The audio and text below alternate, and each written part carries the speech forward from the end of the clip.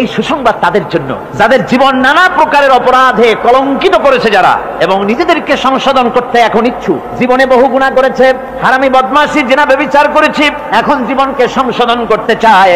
এদের জন্য আল্লাহ রাব্বুল আলামিন এই সাধারণ ক্ষমা ঘোষণা করেছেন, জেনারেল এমনেস্টি ঘোষণা করেছেন, সাধারণ ক্ষমা ঘোষণা করে দিলেন যে তোমরা এখনো যদি হেদায়েত হতে চাও, চূড়ান্ত ধ্বংস থেকে যদি বাঁচতে চাও, তাহলে আমি তোমাদের জন্য তওবার পথ খুলে রেখেছি। আল্লাহ যদি এই তওবার পথ খুলে না দিতেন তাহলে মানুষ হতাশায়, নিরাশায় শয়তান হয়ে যেত। তার মানে আরো পাপ করত। যখন আর কোনো গুনাহ যখন মাফই হবে না, তখন আর কি করা যায়? আরো বেশি পাপের মধ্যে লিপ্ত হয়ে যায়। আমার ভাইরা, আল্লাহ রাব্বুল আলামিন মানুষের জন্য তওবা করার জন্য, গুনাহ মাফের জন্য দরজা খুলে রেখেছে। ইবনে জারীর তাবারীর একটি বর্ণনা এসেছে, হযরত আবু হুরায়রা রাদিয়াল্লাহু তাআলা আনহু তিনি বলছেন যে আমি ইশার নামাজ পড়ে মসজিদে নববী থেকে ইশার নামাজ পড়ে ঘরে আসতেছিলাম। ঘরে আসার সময় দেখি আমার দরজার কাছে একজন মহিলা দাঁড়ান। সে আমাকে সালাম বলল, আমি তাকে তার সালামের জবাব দিয়ে ঘরের মধ্যে প্রবেশ করলাম। কিছুক্ষণ পরে মহিলা দরজায় নক করলেন। আমি দরজা খুলে জিজ্ঞেস করলাম, কি চাও? তিনি বললেন যে আমি শয়তানের ওয়াসওয়াসায় পড়ে জিনা করেছি, এবং এই জিনা করার পর আমি গর্ভবতী হয়েছি। এরপরে একটা সন্তান হয়েছে, আমি সেই সন্তানকেও মেরে ফেলে দিয়েছি। এখন আমার বাঁচার পথ, আমার এখন এই গুনাহ মাফ হওয়ার পথ। হযরত আবু হুরায়রা রাদিয়াল্লাহু তাআলা আনহু বলছেন যে অসম্ভব, তোমার এই গুনাহ মাফ হবে না। মহিলা তখন যাওয়ার সময় কাঁদতে কাঁদতে কপালে আঘাত করতে করতে যাচ্ছিল যে আরে শরীরের এই রূপ, এই যৌবন, এই সৌন্দর্য কি তৈরি হয়েছিল জাহান্নামের আগুনে জ্বলার জন্য? এইভাবে করে চিৎকার দিতে দিতে মহিলা যান। হযরত আবু হুরায়রা বলেন, আমি সকালবেলায় আল্লাহ রাসূলের সঙ্গে ফজরের নামাজ আদায় করে আল্লাহ নবীকে ঘটনা শুনালাম। বললাম, হে রাসূল, আমি তো মহিলাকে এইরকম জবাব দিয়ে। হযরত আবু হুরায়রা দৌড়ে গেলেন, বললেন আমি ছুটতে লাগলাম, এমন ভুল আমি কথা বলেছি। মহিলা তো হতাশ হয়ে গিয়েছে।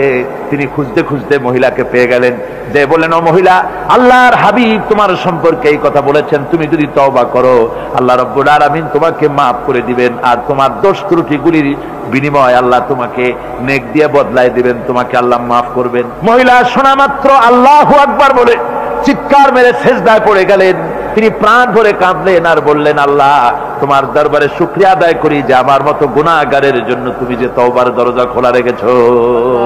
তিনি তার নিজের দাসীকে এবং তার বাচ্চাকে, কৃত দাসীকে আল্লাহর শকরার্থে মুক্ত করে দিলেন।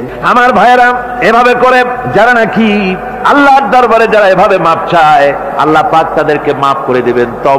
তওবা করার জন্য রব্বুল আলামিন পথ খুলে রেখে দিয়েছেন। আবার অন্য হাদিসে এসেছে হযরতে রাসূল পাক সাল্লাল্লাহু আলাইহি ওয়াসাল্লামের কাছে এক বৃদ্ধ এসে বলেছিলেন, হে আল্লাহর নবী, আমি যত গুনাহ করেছি সমস্ত গুনাহ যদি দুনিয়ার মানুষেরকে ভাগ করে দেওয়া হয় তাহলে একযোগে সব মানুষকে তা ডুবাইয়া ছাড়বে, এত গুনাহ আমি করেছি। এমন কোন গুনাহ নাই যে আমি করি নাই। হে আল্লাহর রাসূল, আমার এই গুনাহ মাফ হবে নাকি? আল্লাহর নবী বলেন, তুমি কি মুসলমান হয়েছো? লোকটি বলল, হুজুর আমি মুসলমান হয়ে গেছি। আশহাদু আল্লা ইলাহা ইল্লাল্লাহু ওয়াহদাহু লা শারীকা লাহু ওয়া আশহাদু আন্না মুহাম্মাদান আবদুহু ওয়া রাসূলুহু। পড়েন সবাই, আশহাদু আল্লা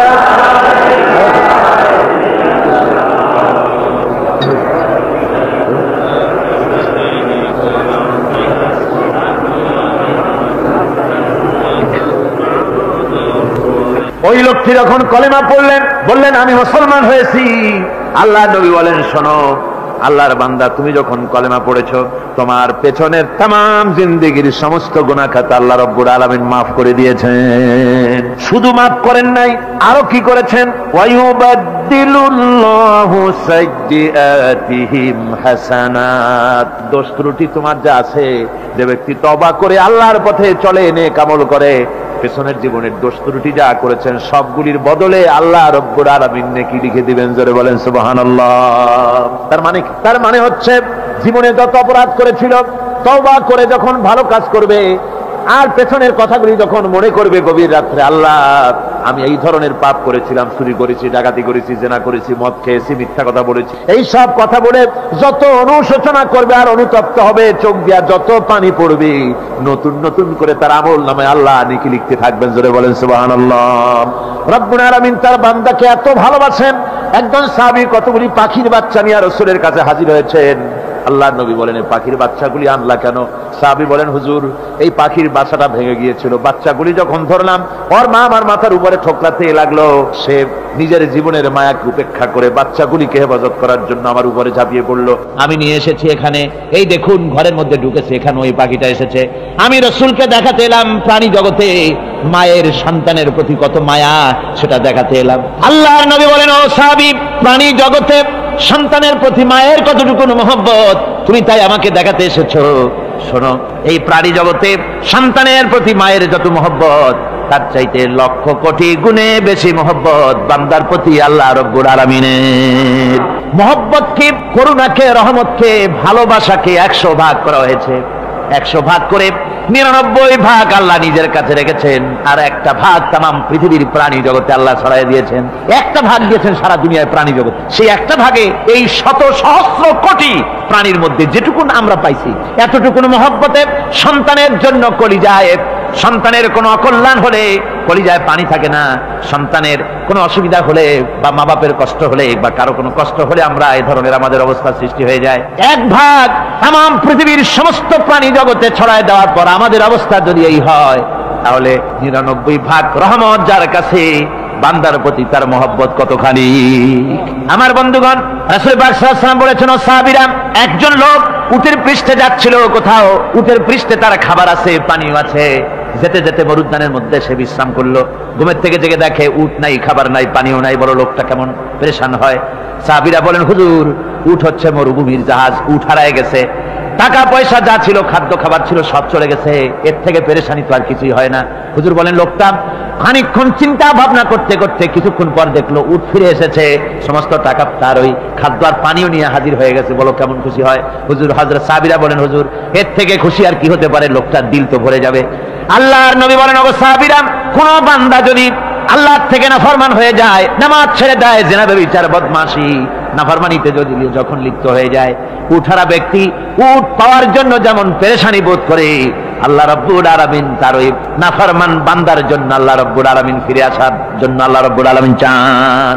বান্দা যখন, নাফরমান বান্দা নিজের গুনাহ বুঝতে পেরে যখন সেজদায় পড়ে গিয়া কান্দে, রব্বুল আলামিন আমার গুনাহ মাফ করে দাও, এইভাবে যখন কাঁদতে থাকে, রব্বুল আলামিন, আল্লাহর হাবিব বলেন, উঠারা ব্যক্তি উঠ ফেলে পড়ে, ওই ব্যক্তি যত খুশি হন। কোন নাফরমান বান্দা যখন সেজদায় পড়ে যায়, আল্লাহ রাব্বুল আলামিন এর চাইতে লক্ষ কোটি গুণে বেশি খুশি হয়ে যান। আল্লাহ পাক হচ্ছেন রহমান রহিম, গাফুরুর রহিম। পৃথিবীতে এমন কে আছে আপনি আমাকে বলেন, এমন কে আছে অপরাধ করবে না আর সে বলবে আয় তোরে মাফ করে দেই? বলেন, এরকম আছে নাকি? কেউ বলেন আছে? এমনকি বাপ মা ছেলে অন্যায় করেছে, বাপ মার দিল চায় ছেলেটা যদি মাপ চাইতো, বড্ড ভালো হতো, ওর সাথে প্রাণ ভরে কথা বলতাম, বুকের সাথে জড়িয়ে নিতাম, কিন্তু মুখ খুলে বলে না যে অপরাধ করেছিস, মাপ চাইয়া যা, এরকম বলে। মাও বলে না, বাপেও বলে না, কিন্তু একমাত্র মহান সত্য রব্বুল আলামিন, বান্দা যখন গুনাহ করে আল্লাহ ডাকে, বান্দারে গুনাহ করেছিস ফিরে আয়, আমি তোরে মাফ করে দেব। গুনাহ করেছিস ফিরে আয়, জিনা করেছিস ফিরে আয়, মদ খেয়েছিস ফিরে আয়, মানুষ হত্যা করেছিস ফিরে আয়, কুফরি করেছিস ফিরে আয়, আগুন পূজা করেছিস ফিরে আয়, মাটি পূজা করেছিস, সূর্য পূজা করেছিস, যা করেছিস না কেন ফিরে আয়, আমাকে ডাক দে, আমি তোর জিন্দেগির গুনাহ আমি আল্লাহ মাফ করে দেব। এই জন্য আল্লাহ রাব্বুল আলামিনকে যখন কোন বান্দা একবার ডাকে, দিল থেকে, কলিজা থেকে একটা ডাক যদি দেয়, আল্লাহ 1000 ডাকের তুলনায় একটা ডাক আল্লাহ কলিজা থেকে ডাক। এই ডাকটা কোথা থেকে? কলিজা থেকে। দিল से जुबात निकलती है, असर रखती है, पर नहीं मगर ताकते परवास रखती है। অন্তর থেকে যে কথা বেরোয় তা প্রভাব বিস্তার করে।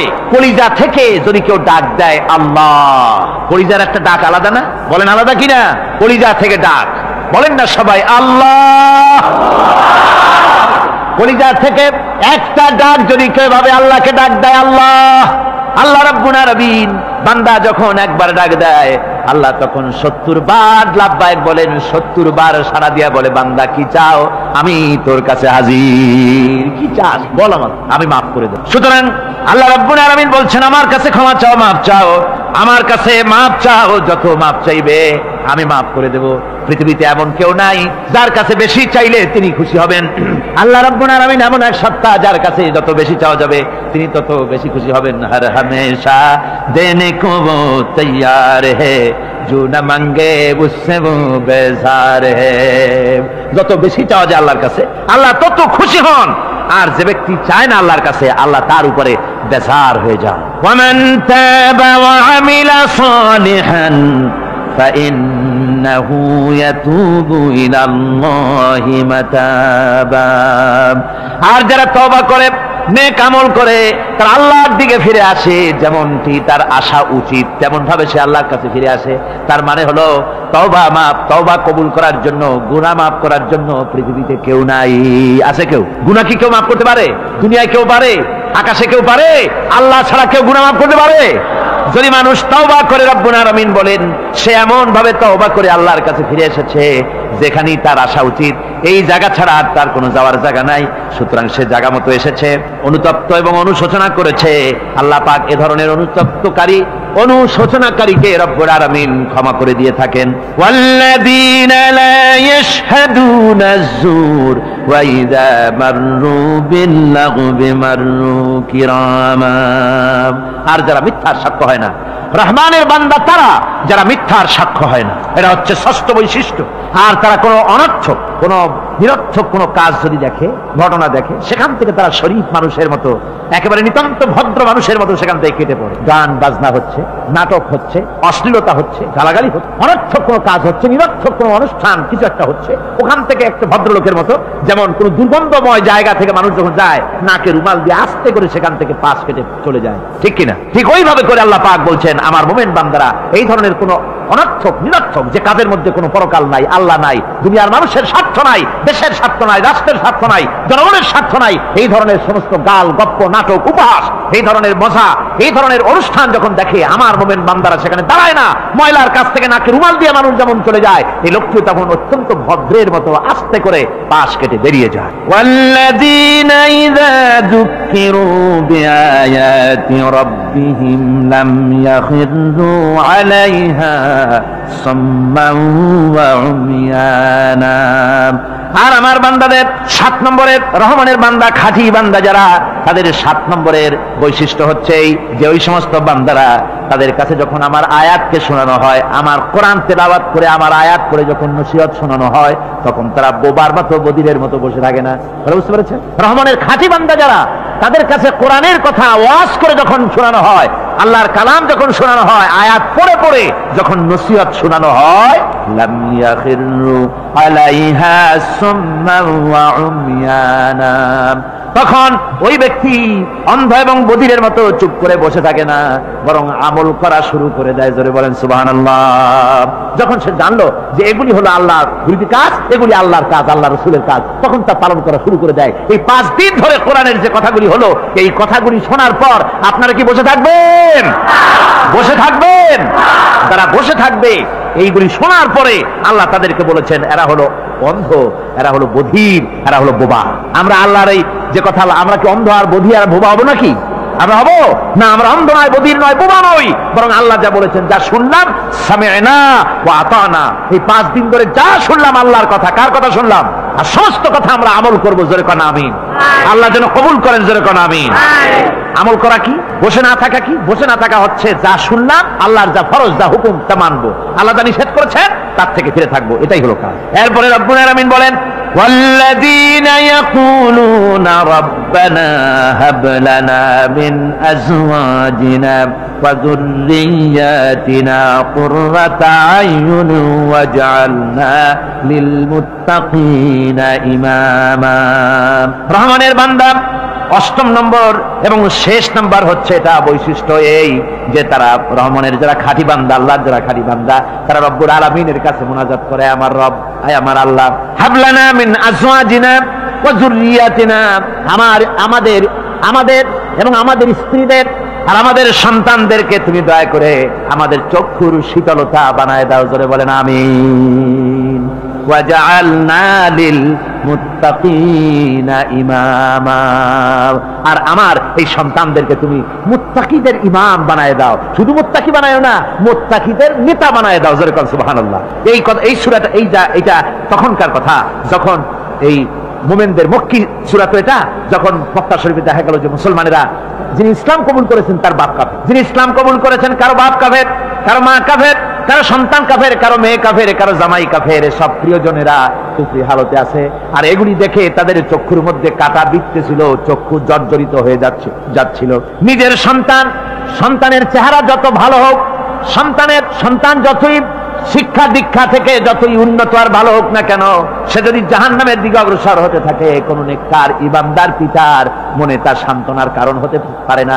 সে তখন আল্লাহর দরবারে, আল্লাহ পাক বলেন ওই মুমিন বান্দারা আমার কাছে দোয়া করে যে রব্বুল আলামিন আমার সন্তানদেরকে, আমার স্ত্রীদেরকে আমার চোখের শীতলতা বানাও, তাদের আমল আখলাক কেমন বানাও, যাতে আমাদের চক্ষু ঠান্ডা হয়ে যায়। জোরে বলেন আমিন, জোরে বলেন আমিন।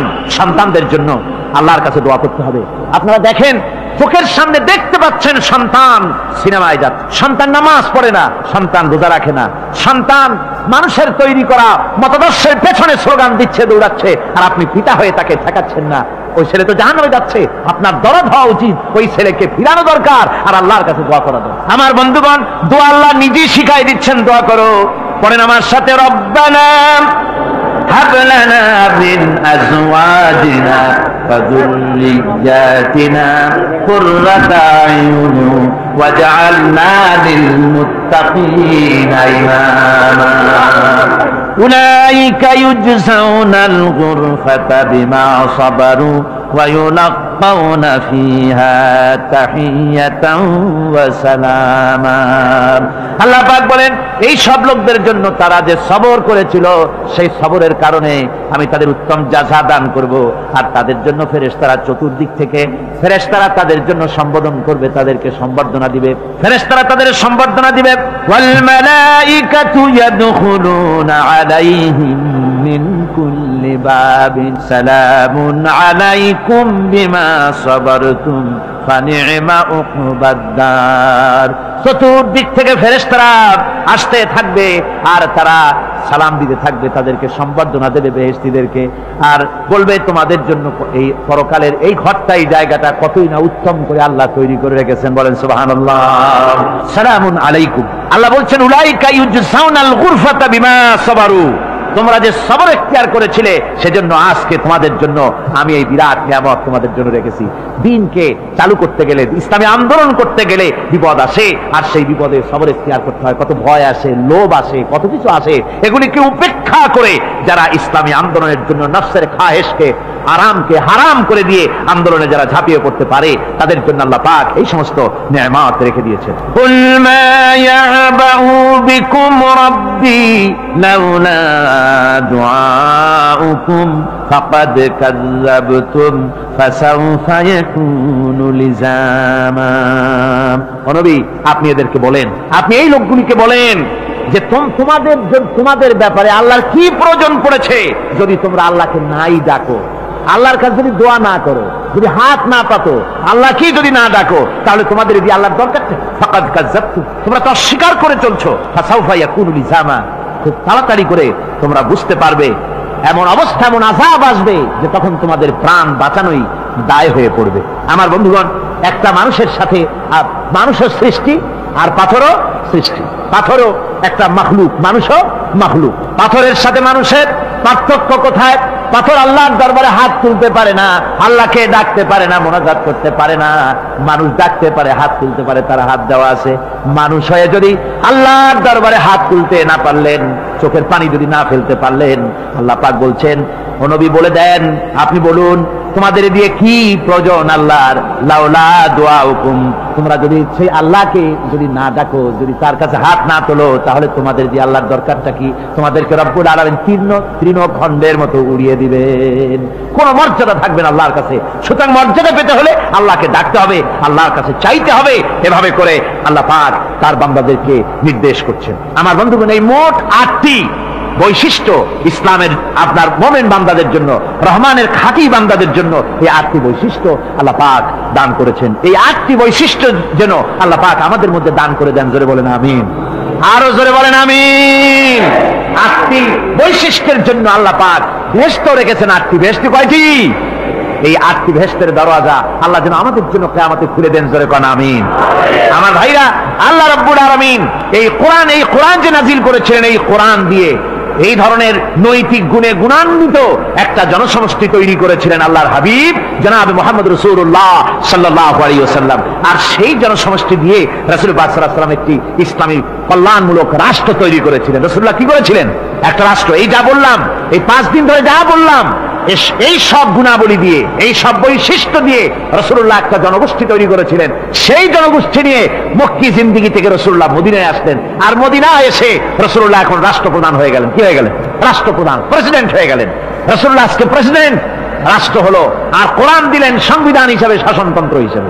আল্লাহর নবী বললেন, আজকে আমি দেশবাসীকে এমন একটা কনস্টিটিউশন, এমন একটি সংবিধান দেশবাসীকে আমি দিলাম, যেই সংবিধানের বদৌলতে সমাজে আর চুরি থাকবে না, ডাকাতি থাকবে না, জেনা থাকবে না, ব্যভিচার থাকবে না। এর বদৌলতে মানুষ এখন দরজা খুলে ঘুমাতে পারবে, আর কোনো অশান্তি থাকবে না, চুরি হবে না, ডাকাতি হবে না, নারী ধর্ষণ হবে না, হত্যা হবে না, আরামের জমিন হয়ে যাবে, আর মানুষ শান্তিতে বসবাস করতে পারবে। হুজুর বললেন, খায়রুল কুরুনি কারনি, সর্বশ্রেষ্ঠ যুগ হচ্ছে আমার যুগ। আমার বন্ধুগণ, কোরআনের সমাজই ছিল পৃথিবীর সর্বশ্রেষ্ঠ সমাজ। সেই সমাজ ব্যবস্থাকে আমরা ভুলে গিয়েছি। আজকে সমাজতন্ত্র ব্যর্থ হলো কেন? কমিউনিজম ব্যর্থ হলো কেন? ব্যর্থ হওয়ার একমাত্র কারণ হলো তারা মানুষকে খেতে দিতে পারে নাই, পড়তে দিতে পারে নাই।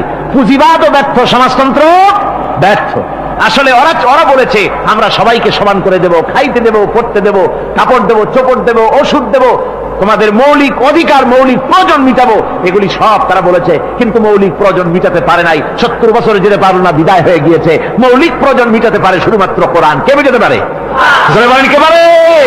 কোরআন পারে মানুষের মৌলিক প্রয়োজন মিটাতে। তাই কোরআনে কারীমকে আল্লাহ রাব্বুল আলামিন অবতীর্ণ করলেন। আর কোরআন দিয়ে রাসূল পাক সাল্লাল্লাহু আলাইহি ওয়াসাল্লাম একটা সমাজ তৈরি করলেন, এমন সমাজ যেখানে রাষ্ট্রপ্রধানের পেট ফুলে উঠলো না খাইয়া, রাষ্ট্রপ্রধানের বিরাট বিল্ডিং উঠলো না, বিদেশে টাকা জমা হলো না। আজকে আমরা দেখি পৃথিবীতে কত জায়গায় রাষ্ট্রপ্রধান নিজের ছেলেপেলে নাই, হাওলাত করা ছেলে একটা, তাও যদি এত টাকা পয়সা বিদেশে জমা করে, তাহলে মানুষেরা মন্তব্য করে যদি নিজের ছেলে থাকতো তাহলে তো গোটা বাংলাদেশ বিদেশি ব্যাংকে জমা দিয়ে দিত। ইসলাম পৃথিবীতে এসেছে মানুষকে এমন এক শান্তির বিধান দিতে। রাষ্ট্রপ্রধান মুহাম্মদ রাসূলুল্লাহ সাল্লাল্লাহু আলাইহি ওয়াসাল্লাম, মানুষ খাবার পেয়েছে, দরজা খুলে ঘুমাবার সুযোগ পেয়েছে। আজ হযরত আবু হুরায়রা রাদিয়াল্লাহু তাআলা আনহু বলেন, আমি রাসূলুল্লাহর কাছে গেলাম, হুজুরকে গিয়ে সালাম করলাম। আল্লাহর নবী সালামের জবাব দিলেন, কিন্তু দেখতে পেলাম মুখ নড়ে, আওয়াজ বেরোলো না। কারণ কি? কাছে গিয়ে দেখি নবীজি ক্ষুধার যন্ত্রণায় কথা বলতেছেন, আওয়াজ বেরোতেছে না। এত ক্ষুধা লেগেছে আল্লাহর নবীর। 2-4 দিন চলে গেছে, খাবার নাই। রাসূলুল্লাহ সমস্ত গনিমতের মাল, যাকাত সদকার মালগুলি, খাদ্য দ্রব্যগুলি দুহাতে বিতরণ করেছেন। নিজের পেটে খাবার নাই, মানুষকে দিতেছেন। দিতে দিতে এশার নামাজ পড়ে নবীজি ঘরের মধ্যে প্রবেশ করে হযরত আয়েশা সিদ্দিকা রাদিয়াল্লাহু তাআলা আনহাকে ডেকে বলেন, আয়েশা রে, সারাদিন কষ্ট করেছি, দারুণ ক্ষুধা লেগেছে, তাড়াতাড়ি করে কিছু খাবার আমারে এনে দাও। হযরত আয়েশা হুজুরের ক্ষুধার্ত শ্রান্ত ক্লান্ত চেহারার দিকে তাকাইয়া হযরত আয়েশা কেঁদে ফেলেছেন।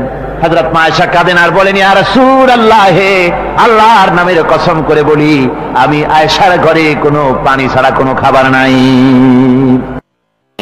দিন প্রতিষ্ঠার জন্য রক্ত দিয়েছে, ঠিক কিনা? 8 বছর, 8টি বছর পর্যন্ত কারারুদ্ধ ছিলেন।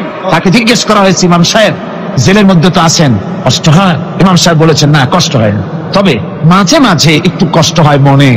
2-4 মাস পর পর আমার বুড়ি মাকে এনে হাজির করা হয় জেলখানার মধ্যে, আর আমার মায়ের সামনে আমাকে পেটানো হয়, যেন মা আমাকে বলে যে এদের সাথে একমত হয়ে যা, সেই জন্য পেটানো হয়। আমার মা আমার মায়ের দেখে, আর মায়ের চোখ থেকে পানি পড়তে থাকে, তখন আমার মনে বড় কষ্ট লাগে। তবে আলহামদুলিল্লাহ, মা আমার এমন, আমার মা দেখেন আর হজম করেন। সর্বশেষ যে ব্যক্তি জাহান্নাম থেকে মুক্তি লাভ করবে, তাকে আল্লাহ পাক বলবেন, ফেরেশতাদেরকে বলবেন, আমার ফেরেশতারা আমার এই বান্দাকে জান্নাত এবং জাহান্নামের মাঝখানে রেখে দাও। জান্নাত এবং জাহান্নামের মাঝখানে লোকটি যখন থাকার জায়গা পাবে, সে জান্নাতের দিকে তাকায়া দেখবে আর কাঁদতে থাকবে। আল্লাহ পাক জিজ্ঞেস করবেন, বান্দারে, যুগের পর যুগ ধরে জাহান্নামে কেঁদেছো, আমি রব্বুল আলামিন জাহান্নাম মাফ করে দিয়া জান্নাত জাহান্নামের মাঝখানে রেখে দিয়েছি, আযাব থেকে তো বেঁচে গেছো, এখন কান্দো কেন? লোকটি বলবে, রব্বুল আলামিন কান্দি এই কারণে, জাহান্নাম থেকে মাফ করেছো, তোমার শুকরিয়া আদায় করি। জান্নাত তো আমার কপালে নাই, কিসমতে নাই, কিন্তু জান্নাত আমি এখান থেকে দেখতে পাচ্ছি, জান্নাতের সুঘ্রাণ আমার নাকে আসতেছে, কপালে নাই যাওয়ার। আমি কাঁদি এই জন্য, তুমি যদি মেহেরবানি করে আমাকে জান্নাতের দরজার কাছে একটু দাঁড় করায় দিতা, প্রাণ ভরে তোমার জান্নাতের দৃশ্যটা একটু দেখতা। আল্লাহ পাক তার আরজি পূরণ করবেন, বলবেন যাও, ফেরেশতাদের বলবেন এর জান্নাতের দরজার কাছে দাঁড় করায় দাও। জান্নাতের দরজার কাছে দাঁড়িয়ে লোকটি আবার কান্না শুরু করবে। আল্লাহ পাক প্রশ্ন করবেন, এবার কান্দো কেন? লোকটি বলবে, রব্বুল আলামিন, কান্দি এই কারণে, জান্নাতের এই দরজায় দাঁড়াইয়া জান্নাতের অফুরন্ত নেয়ামত কিছুই ভালো করে দেখা যায় না, শুধু অল্প জায়গা দেখি। যদি তুমি আমারে দয়া করে জান্নাতের মাঝখানে দাঁড় করায় দিতা, চতুর্দিকে তাকায়া তাকায়া দেখা কলিজারে ঠান্ডা বানাইতাম। তবে আমি ওয়াদা করি, জান্নাতের কোন নাজ নেয়ামত, কোন ফল আমি খাবো না, ধরবো না, সইব না। একটুখানি মেহেরবানি করে মাঝখানে দাঁড় করায় দাও, জান্নারে ঠান্ডা করি। আল্লাহ রব্বুল আলামিন ফেরেশতাদের বলবেন, আমার এই বান্দারে জান্নাতের মাঝখানে দাঁড় করাইয়া দে। আল্লাহর নবী বলেন, জান্নাতের মাঝখানে দাঁড়িয়ে লোকটি আগের চাইতে আরো জোরে চিৎকার মেরে কাঁদতে থাকবে। আল্লাহ পাক বলবেন, বান্দারে কি হলো তোর? দরজার কাছে আসতে চাইছিলে, আইনা দিলাম। আবার এবার মাঝখানে আসতে চাইছো, তাও এনে দিয়েছি। আবার কান্দো কেন? লোকটি বলবে, রব্বুল আলামিন, এবার কান্দি এই জন্যে, তুমি যখন দয়া করে একটিবার জান্নাতের মাঝখানে এনে আমাকে দাঁড় করায় দিয়েছো, তুমি রহমান রহিম গফুরুর রহিম, এই জান্নাত থেকে আবার আর বাইর করে দিও না। আল্লাহ রাব্বুল আলামিন বলবেন, ও আমার বান্দারে, আমার এই জান্নাত তোর খুব পছন্দ হয়েছে নাকি? লোকটি বলবে, রব্বুল আলামিন, কলিজা ঠান্ডা হয়ে গেছে, ভাবতেও পারি নাই জান্নাত এত সুন্দর। আল্লাহ পাক বলবেন, বান্দারে, এরকম একটি নয়, দুইটা নয়, তোর জন্য আমি 10টা জান্নাত এইরকম রিজার্ভ করে রাখছি। সুবহানাল্লাহ, সুবহানাল্লাহ। আল্লাহ পাককে ভয় করে পৃথিবীর সমস্ত পাপ থেকে যারা নিজেকে রক্ষা করবে, আল্লাহ তাদের জন্য এই জান্নাত রেখে দিয়েছেন। সুবহানাল্লাহ। সে জান্নাতের রিসিপশন আপনারা আন্দাজ করতে পারবেন না, রিসিপশন কারে কয়। কি এর প্রধানমন্ত্রী আর প্রেসিডেন্ট, 4-5টা পুলিশ আর আর্মি এসে একটা ঠট করে সেরুত মারলো, বাস শেষ হয়ে গেল, এরকম না। জান্নাতীদেরকে রিসিপশন দেওয়া হবে। জান্নাতীরা যখন আল্লাহর হুকুমে জান্নাতের দিকে যেতে লাগবে, আর যখন জান্নাতের কাছে চলে যাবে, আল্লাহ রাব্বুল আলামিন শোনায় দিচ্ছেন, হাত্তা ইযা জাউহা ফুতিহাত আবওয়াবুহা ওয়া ক্বালা লাহুম খাযানাতুহা সালামুন আলাইকুম তিবতুম ফাদখুলুহা খালিদিন। সুবহানাল্লাহ। জান্নাতীরা যখন জান্নাতে প্রবেশ করার দরজার মুখোমুখি হবে, তার রক্ষীগণ তখন বলবে, সালামুন আলাইকুম, আল্লাহর শান্তি তোমাদের উপরে বর্ষিত হোক। সুবহানাল্লাহ। দুনিয়ার টাটকা টাটকা সুখগুলি 2 পা দিয়ে ঠেলে দিয়েছ, টাটকা সুখগুলি গ্রহণ করো নাই, হারাম খাও নাই, আল্লাহর দ্বীন কায়েমের জন্য রক্ত দিয়েছ, জীবন দিয়েছ, কষ্ট করেছ, আল্লাহকে ভয় করেছ। আমাদের সালাম গ্রহণ করো, জান্নাতের মধ্যে ঢুকে যাও চিরকালের জন্য। সুবহানাল্লাহ। আর বাইরে হওয়া লাগবে না, চিরকাল এই জান্নাতের মধ্যে তোমরা বসবাস করতে পারবে, আল্লাহ রাব্বুল আলামিনের ফেরেশতারা বলে দিবে। জান্নাতের মধ্যে আল্লাহ পাক হুরদের সঙ্গে জান্নাতীদের বিয়ের ব্যবস্থা করে দিবেন। কোরআনে কারিমে আল্লাহ পাক বলেন, মুত্তাকিনা আলা সুরুজিম মাসফুফাতিন ওয়া যাওয়াজনাহুম বিহুরিন ঈন। সামনাসামনি ভাবে সাজানো সারি সারি আসন সমূহের উপর তারা ঠেস লাগায় বসে থাকবে, আর আল্লাহ রাব্বুল আলামিন হুরদের সাথে জান্নাতীদের বিয়ের ব্যবস্থা করে দিবেন। যেসব হুরের সঙ্গে বিয়ে হবে তাদের আল্লাহ পাক বিবরণ দিচ্ছেন, কি রকম হবে তারা। লাম ইয়াতমিসহুন্না ইনসুন ওয়ালা জান। এর পূর্বে জিন এবং ইনসান এদেরকে কেউ স্পর্শ করে নাই। কিরকম তারা? কাআন্নাহুন্নাল ইয়াকুতু ওয়াল মারজান, যেমন ঝিনুকের ভিতরে মণিমুক্তা থাকে এইভাবে আল্লাহ পাক তাদেরকে পবিত্র করে রেখে দিয়েছেন। আমার প্রিয় ভাইরা, আল্লাহ রাব্বুল আলামিন কোরআনে কারীমের ভিতরে বলেছেন ফাবিআইয়ি আলা'i রাব্বিকুমা তুকাযযিবান।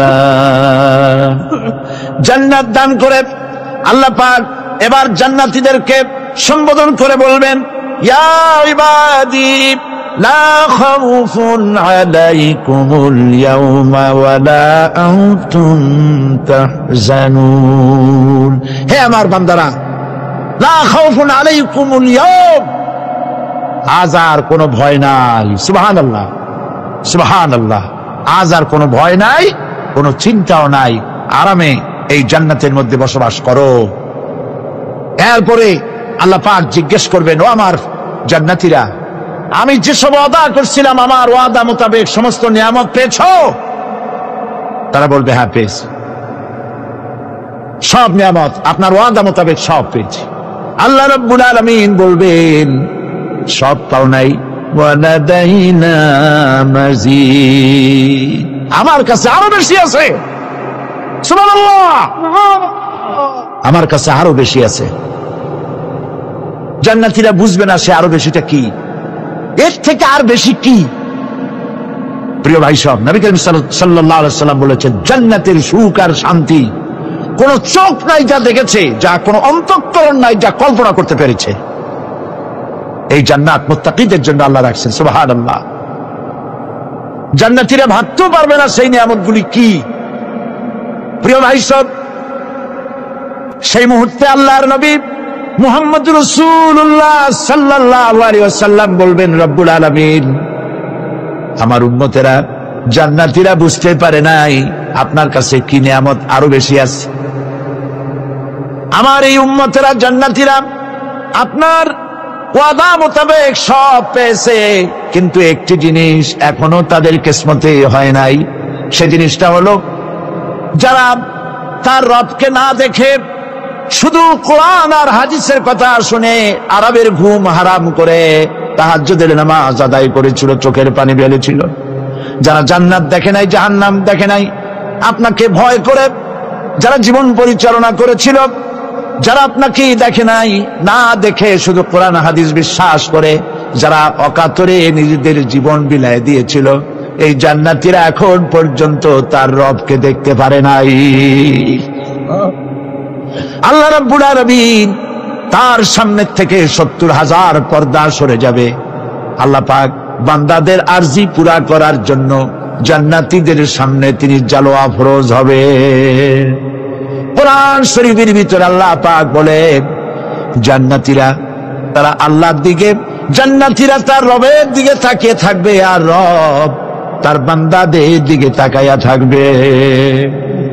প্রাণ ভরে জান্নাতীরা রবকে দেখবে। সুবহানাল্লাহ, আল্লাহ পাককে দেখবে।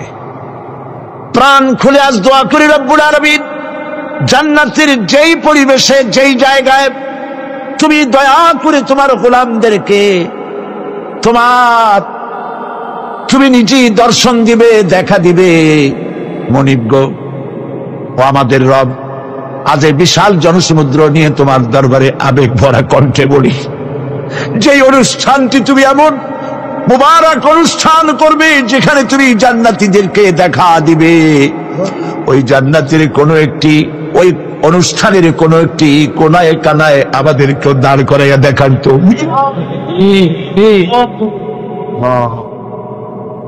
ভাই সব, আল্লাহ রাব্বুল আলামিন মানুষের সামনে এত সব নিয়ামত রেখেছেন, এই জান্নাত দান করবেন। এরপরে আল্লাহ রাব্বুল আলামিন কোরআনে কারীমের মধ্যে বলেছেন, রব্বিস সামাওয়াতি ওয়াল আরদি ওয়া মা বাইনাহুমার রাহমানি লা ইয়ামলিকুনা মিনহু খিতাবা। এসব পুরস্কার রয়েছে তোমাদের সেই রবের পক্ষ থেকে যিনি আকাশ আর জমিনের মালিক। সুবহানাল্লাহ বলবেন না? যার সামনে কথা বলার ক্ষমতা কারো হবে না। এটি একটি মারাত্মক কথা। কিয়ামতের দিন আল্লাহর দরবারে কেউ কথা বলতে পারবে না আল্লাহর নির্দেশ ছাড়া। একটি আকীদা পরিষ্কার করে নিয়ে যান আপনাদের, সে আকীদাটা এভাবে পরিষ্কার করুন, কোন পীর সাহেব, কোন খাজা বাবা, কোন মাওলানা, কোন মুহাদ্দিস, কোন বুজুর্গ আপনাকে সুপারিশ করতে পারবে না যদি না আল্লাহ পাক তাকে কথা বলার তৌফিক না দেন। মনে থাকবে এটা। আয়াতুল কুরসির ভিতরে আমরা পড়ি, মান যাল্লাযী ইয়াশফাউ ইনদাহু ইল্লা বিইজনিহি। আল্লাহ পাক বলেছেন কিয়ামতের দিন আল্লাহর দরবারে কার সাহস আছে কথা বলতে পারে? মান যাল্লাযী ইয়াশফাউ ইনদাহু ইল্লা বিইজনিহি। আল্লাহর অর্ডার ছাড়া, হুকুম ছাড়া আল্লাহর সামনে কথা বলার সেদিন কেউ থাকবে না। সুবহানাল্লাহ। কেউ কথা বলতে পারবে না। সুপারিশ করতে হবে আল্লাহ যারে বলেন তুমি করো, অমুকের জন্য করো, সেই ব্যক্তি শুধু তার জন্যই করতে পারবে, আর কেউ কথা বলতে পারবে না। সেই কঠিন হাসরের ময়দান, যেদিন শুধুমাত্র আল্লাহ পাক কথা বলবেন, আর যারে বলতে বলবেন সেই কেবলমাত্র বলতে পারবে। সুপারিশ এটি আল্লাহ পাক কিয়ামতে পারমিশন দিলে বলা যাবে। হযরত ইব্রাহিম আলাইহিস সালাম, হযরত ইব্রাহিম আলাইহিস সালাম কিয়ামতের দিন তার নিজের পিতা সম্পর্কে সুপারিশ করবেন, রব্বুল আলামিন আমার আব্বার জন্য সুপারিশ করতেছি, মেহেরবানি করে জাহান্নাম থেকে তারে আপনি রক্ষা করুন। আল্লাহ রব্বুল আলামিন বলবেন, ইব্রাহিম তোমার সুপারিশ মঞ্জুর হবে না। প্রিয় ভাই সব, একটু মাথা খাটান, চিন্তা করেন। উলুল আযম পয়গম্বর, জাতির পিতা। কে জাতির পিতা? চিল্লায় বলুন, কলিজা সাফ করে ফেলুন। মুসলমানদের জাতির পিতা হাবিজ হাবিব কেউ হতে পারে না। মিল্লাতা আবিকুম ইব্রাহিম। ইব্রাহিম আলাইহিস সালাম এই মিল্লাতের পিতা। সুবহানাল্লাহ। হযরত ইব্রাহিম আলাইহিস সালাম কিয়ামতের দিন বলবেন, আল্লাহ আমার আব্বার জন্য সুপারিশ করছি। আল্লাহ পাক বলবেন মঞ্জুর হবে না। আজর তোমার পিতা হতে পারে, কিন্তু আমার খলিলকে আগুনে ঢালার জন্য নমরুদকে সে সহযোগিতা করেছে, আমি তোমার পিতাকে ক্ষমা করব না। নবী করিম সাল্লাল্লাহু আলাইহি সাল্লামকে সাহাবায়ে কেরাম জিজ্ঞেস করেছেন, হে রাসূল আপনার আব্বা এবং আম্মার অবস্থা কি হবে? নবী করিম সাল্লাল্লাহু আলাইহি সাল্লাম কেঁদে ফেলেছেন, সাফ বলেছেন আমি তাদের কোনো উপকারে আসব না। আল্লাহু আকবার। আপনি মনে করছেন নাকি যে ইয়া নবী সালাম আলাইকা বলি অমনি নবীর সুপারিশ পাবেন? এত সহজ। কতগুলো রসগোল্লা খাইলেন আর বড় একটা মিছিল করলেন আর অমনি চলে যাবেন? পৃথিবীর সব মানুষ, সাহাবায়ে কেরাম বাদ দেন, পৃথিবীর সমস্ত মানুষ একত্রিত হয়ে আবু তালেব রাসূলুল্লাহকে যে ভালোবেসেছেন, ওর 1000 ভাগের 1 ভাগও সারা দুনিয়ার মানুষ রাসূলুল্লাহকে ভালোবাসতে পারবে? পারবে? নিজের ছেলে আলীকে, আলী রাদিয়াল্লাহু তাআলা আনহুকে আলাদা বিছানায় শোয়াইয়া, ছোট্ট মানুষ হযরত আলী আলাদা জায়গায় রাখিয়া মুহাম্মদুর রাসূলুল্লাহ সাল্লাল্লাহু আলাইহি ওয়াসাল্লাম এতিম মানুষ তারে কলিজার সাথে বুকের মধ্যে আশ্রয় দিয়ে আগলে রেখেছেন বুক পড়ে। সেই আবু তালেব মৃত্যুর সময় নবী করিম সাল্লাল্লাহু আলাইহি ওয়াসাল্লাম বলেছিলেন, চাচা একটিবার আমার কানে তাওহীদের কালেমা শোনায় দেন। আবু তালেব তার কিসমতে ছিল না কালেমা। মরে যাওয়ার পর একজন সাহাবী বলেছিলেন, ইয়া রাসূলুল্লাহ মৃত্যুর সময় আবু তালেবের মুখ আমি নড়তে দেখেছি, তিনি কালেমা পড়েছেন সম্ভবত। রাসূলুল্লাহ সাফ বলেছেন আমি শুনি নাই। এত ভালোবাসার পরও হাদিস শরীফে এসেছে আবু তালেব জাহান্নামে যাবে। কোথায় যাবে? জাহান্নামে। সবচাইতে কম আযাব হবে কার? আবু তালেবের। কম আযাবটা কি? হাদিস শরীফে এসেছে কম আযাব হলো জাহান্নামের আগুন দিয়ে 1 জোড়া জুতা তৈরি করে আবু তালেবের পায়ে পরিয়ে দেওয়া হবে। সেই জাহান্নামের আগুনের তৈরি করা জুতার তাপে আবু তালেবের মাথার ঘিলুগুলো টকবক করে বউ পড়তে লাগবে। এত ভালোবেসে যদি কিয়ামতের উপায় না হয়, আপনি ইয়া নবী সালাম আলাইকা, ইয়া রাসূল সালাম আলাইকা, আর কতগুলো জিলাপি খাইলেন, বড় একটা মিছিল করলেন। প্রিয় ভাই সব, এইসব বেদাত ছাড়ুন, এগুলি সুস্পষ্ট বিদআত। রাসূলুল্লাহকে ভালোবাসবেন, সাহাবীরা যেভাবে ভালোবেসেছেন ওইভাবে ভালোবাসবেন। আল্লাহ রাব্বুল আলামিন বলেন, যালিকাল ইয়াউমুল হক ফামান শাআ আত্তাখাযা ইলা রাব্বিহি মাআবা। এই দিনটি অবশ্যই আসবে, সেদিনটি নিশ্চিতভাবে আসবে। আর এখন যার ইচ্ছা সে তার রবের দিকে অগ্রসর হোক।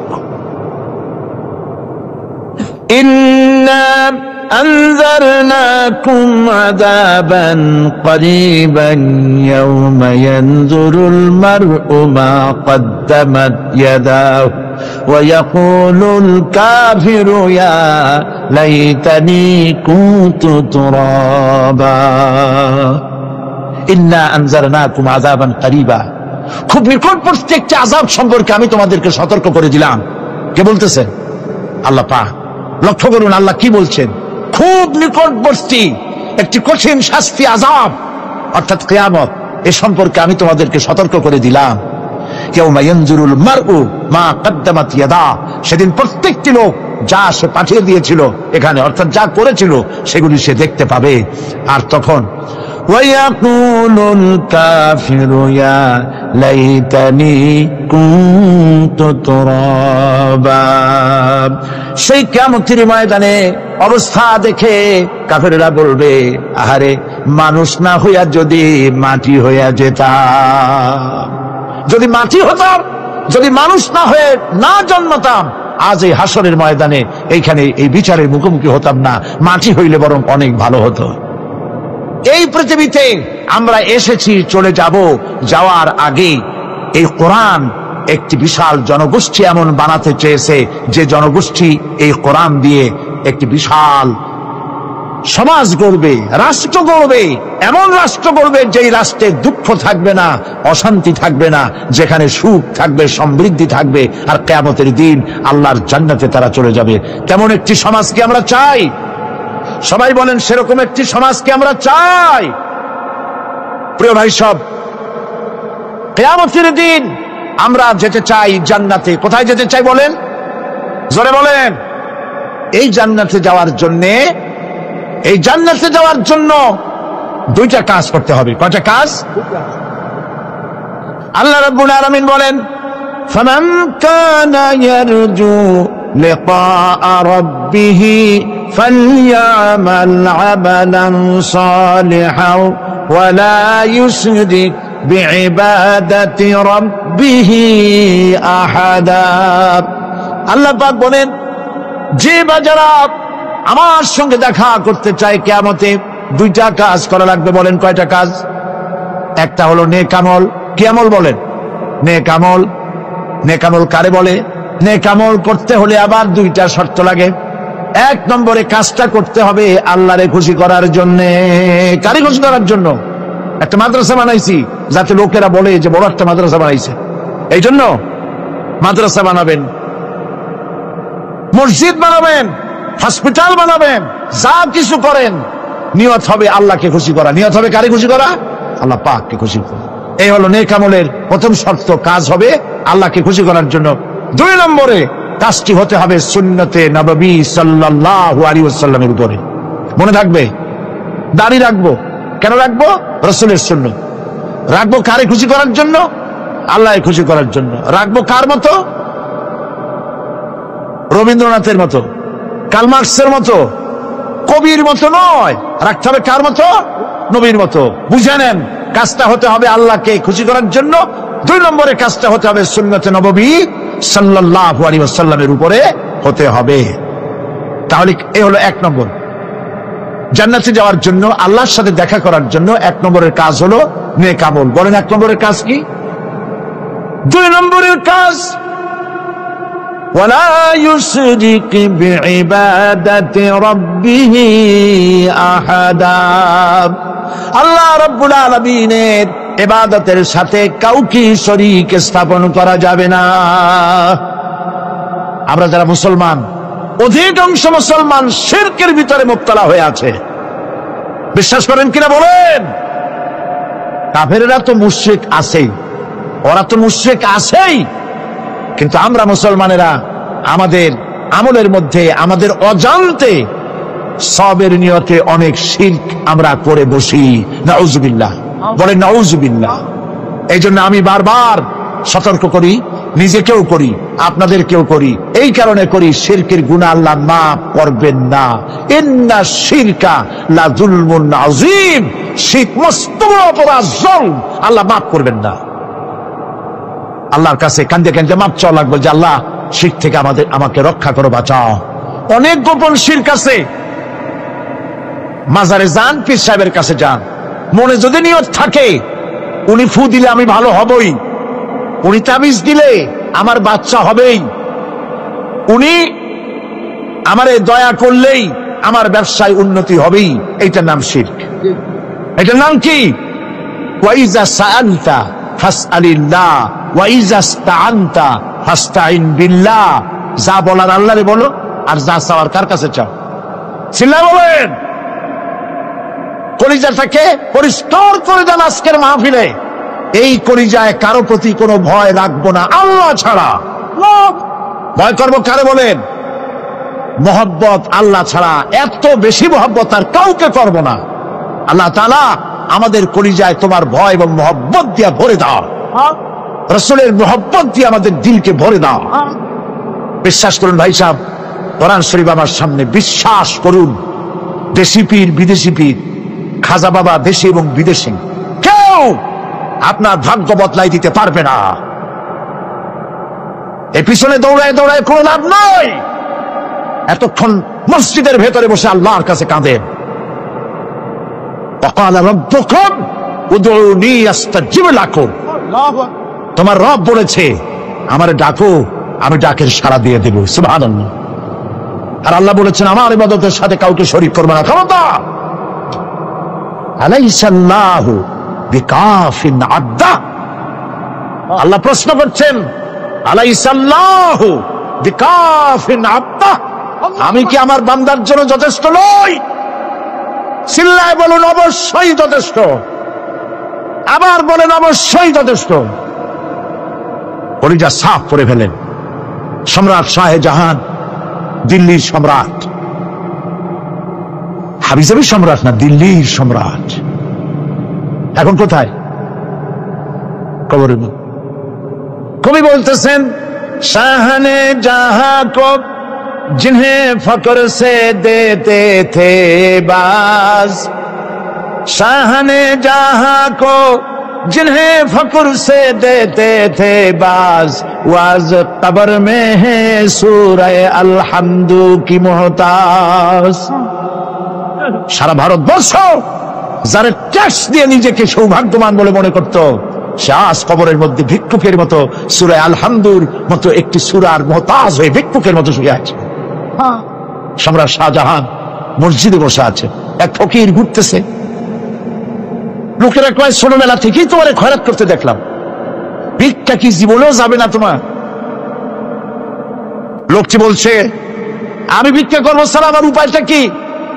এই লোকটি, আমি ভিক্ষা করা ছাড়া করবো কি? লোকেরা তো আমার 60 টাকা 50 টাকা 100 টাকা দেয় না, 4 আনা 5 আনা 1 টাকা এই আমার দেয়, এ দিয়ে আমি বড় লোক হবে কেমন?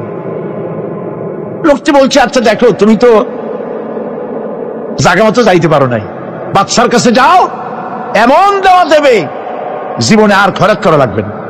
তো বাদশার কাছে কি খয়রাতি যাইতে পারে কোনোদিন? হ্যাঁ, এখন পারবা। কেমনে? সম্রাট শাহজাহান এখন একা একা মসজিদে আছেন। তখনকার এসব বাদশারা অনেকে নামাজি ছিলেন, দিনদার ছিলেন। ফকির দরজার কাছে দাঁড়াইয়া দেখতে পাচ্ছে কেউ নাই, দেহরক্ষীরা দূরে দূরে দাঁড়ানো। বাদশাহ মসজিদের ভেতরে বসে হাত তুলে ঝুলতেছে আর কাঁদতেছে, চোখের পানি দিয়া দাঁড়িয়ে ভিজে ভিজে পড়ছে। এই দৃশ্য অনেকক্ষণ দেখলো ফকির। কিছুক্ষণ পর সম্রাট শাহজাহান মসজিদ থেকে বেরিয়ে আসছে। ফকির বলছে, আসসালামু আলাইকুম হুজুর। তিনি বললেন, ওয়ালাইকুম আসসালাম। চলে গেল। বাচ্চা বললো, আমার কাছে তো কেউ আইসা কিছু না চাইয়া তো যায় না, এর দেখলাম খয়রাতির মতো কিছু চাইলো না, বেটা ভয় করলো নাকি? আমি আদিক আসো, আসছে। ভয় পাইছো? কয় না, ভয় পাইনি। তো কিছু যে চাইলে না? ফকির বলছে, জাহাপানা সত্যি কিছু চাইতে আসছিলাম, তারপর চাইলে না কেন? ফকির বলছে, জাহাপানা সারা জীবন ভিক্ষা করেছি, আর আজ দিল্লির সম্রাটের কাছে বেশি পাওয়ার লোভে এসেছি না, কিন্তু আপনার দশা দেখা আমার জ্ঞানের চোখ খুলে গেছে। আমি লক্ষ্য করে দেখলাম, আমি সম্রাটের কাছে চাইতে এসেছি, হাত তুলি নাই, বিনয় প্রকাশ করি নাই, চোখের পানি ফেলি নাই, কিন্তু লক্ষ্য করে দেখলাম দিল্লির সম্রাট আমার চাইতেও বড় ভিক্ষুকের মতো। আবার কোন সম্রাটের কাছে হাত তুলে কান্দে? আমার জ্ঞানের চোখ খুলে গিয়েছে, আমি বুঝতে পেরেছি সম্রাট কান্দে যেই সম্রাটের কাছে, তারে ছাড়া আর কারো কাছে জীবনে চাইব না। এই কথাই সূরা ফাতিহায় প্রত্যেকদিন পড়ি, বুঝি না কি পড়ি। ইয়াকা না'বুদু ওয়া ইয়াকা নাস্তাঈন। আয় আল্লাহ, একমাত্র তোমার গোলামি করি আর তোমার কাছে সাহায্য চাই, তুমি ছাড়া কারো কাছে সাহায্য চাই না। কলিজা সাফ করুন। কোন মরা পীর, কোন জিন্দা পীর আপনার মনের আশা পুরা করতে পারবে না, পারবে না, পারবে না।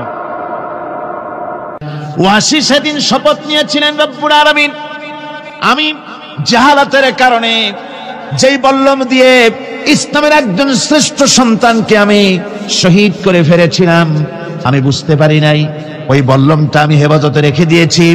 তুমি আমার এই দোয়া মঞ্জুর করো, আমি যেন এই বল্লম দিয়ে এই পৃথিবীর নিকৃষ্ট ইসলামের কোন দুশ্মনকে যেন আমি শেষ করে দিতে পারি। আল্লাহ পাক দোয়া তার মঞ্জুর করে নিলেন।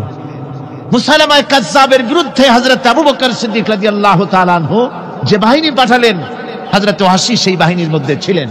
আর তিনি সেই বল্লমটা দিয়া, যে বল্লম দিয়ে তিনি হযরত হামজাকে শহীদ করেছিলেন, সেই বল্লমটা দিয়েই ইসলামের নিকৃষ্ট শত্রু মুসাইলামা কাযযাবকে দুনিয়া থেকে তিনি বিদায় করে দিলেন।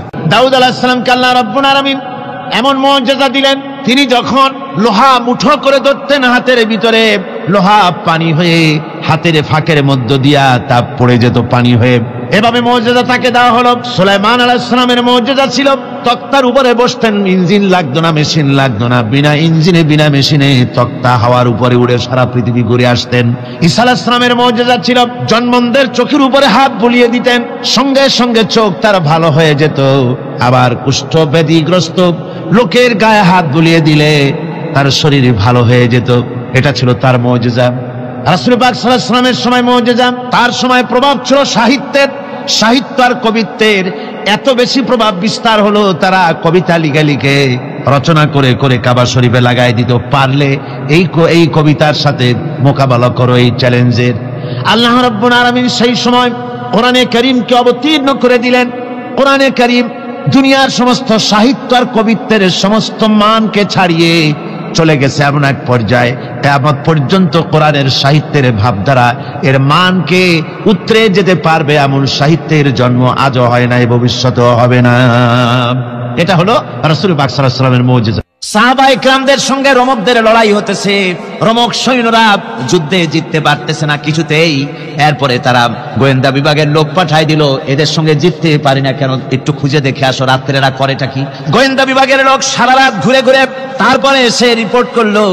এরপরে এসে তাদের প্রধানের কাছে রিপোর্ট করলো, আমরা যে যার কাছে গিয়েছিলাম দেখে এলাম, হুম বিল্লাইলি রাহবানুন ওয়া বিন্নাহারি ফুরসানুন, আমরা দেখে এলাম যাদেরকে দিনের বেলায় প্রচন্ড শক্তিশালী বীর যোদ্ধা রূপে যাকে যুদ্ধ করতে দেখেছি ময়দানে, রাতের বেলায় দেখলাম গিয়া একেবারে নিতান্ত ফকিরের মতো, কেউ তো সেজদায় পড়ে কাঁদতেছে, কেউ আবার তেলাওয়াত করতেছে, চোখ দিয়া পানি পড়তেছে, আবার কেউ নামাজ পড়তেছে, আবার কেউ হাত তুলে রেখেছে তাদের প্রভুর দরবারে, চোখের পানিতে তাদের চোখ বুক ভেসে যেতেছে। সারাটা রাত তেলাওয়াত আর সেজদা আর নামাজের মধ্যে তারা এভাবে কাটিয়ে দিয়েছে। সেনাপতি এই রিপোর্ট শোনার পরে বললেন, ও গোয়েন্দা বিভাগের লোকেরা, আমার রোমক সৈন্যরা শোনো, যে জাতির নৈতিক মান এত উচ্চে, ওই জাতির সঙ্গে যুদ্ধ করা মানে আমাদের আত্মহত্যা করার শামিল। এদের সাথে কিছুতেই আমাদের পক্ষে পারা সম্ভব না। হ্যাঁ, এদের সাথে পারা যাবে যদি এই সম্পর্ক নষ্ট করে দেওয়া যায়। আল্লাহর সাথে তাদের এই গভীর সম্পর্ক যেটা আছে, এই সম্পর্ক নষ্ট করে দিতে হবে। তাহলেই কেবলমাত্র সম্ভব হবে। এদের নৈতিক চরিত্র ধ্বংস করার জন্য প্রচেষ্টা চালাও, তাহলে হয়তো আমরা কামিয়াব হতে পারব। আমার বন্ধুগণ, সামান্য স্যান্ডেলের ফিতা গাছা যদি ছেড়ে যায়, মানুষের কাছে চাইও না, আল্লাহ রব্বুল আলামিনের দরবারে হাত পাতো। রব্বুল আলামিন তোমার স্যান্ডেল কেনার পয়সা জুগিয়ে দেবেন। জোরে বলেন সুবহানাল্লাহ। যা দরকার তার কাছেই চাও, হাত তার কাছেই পাতো।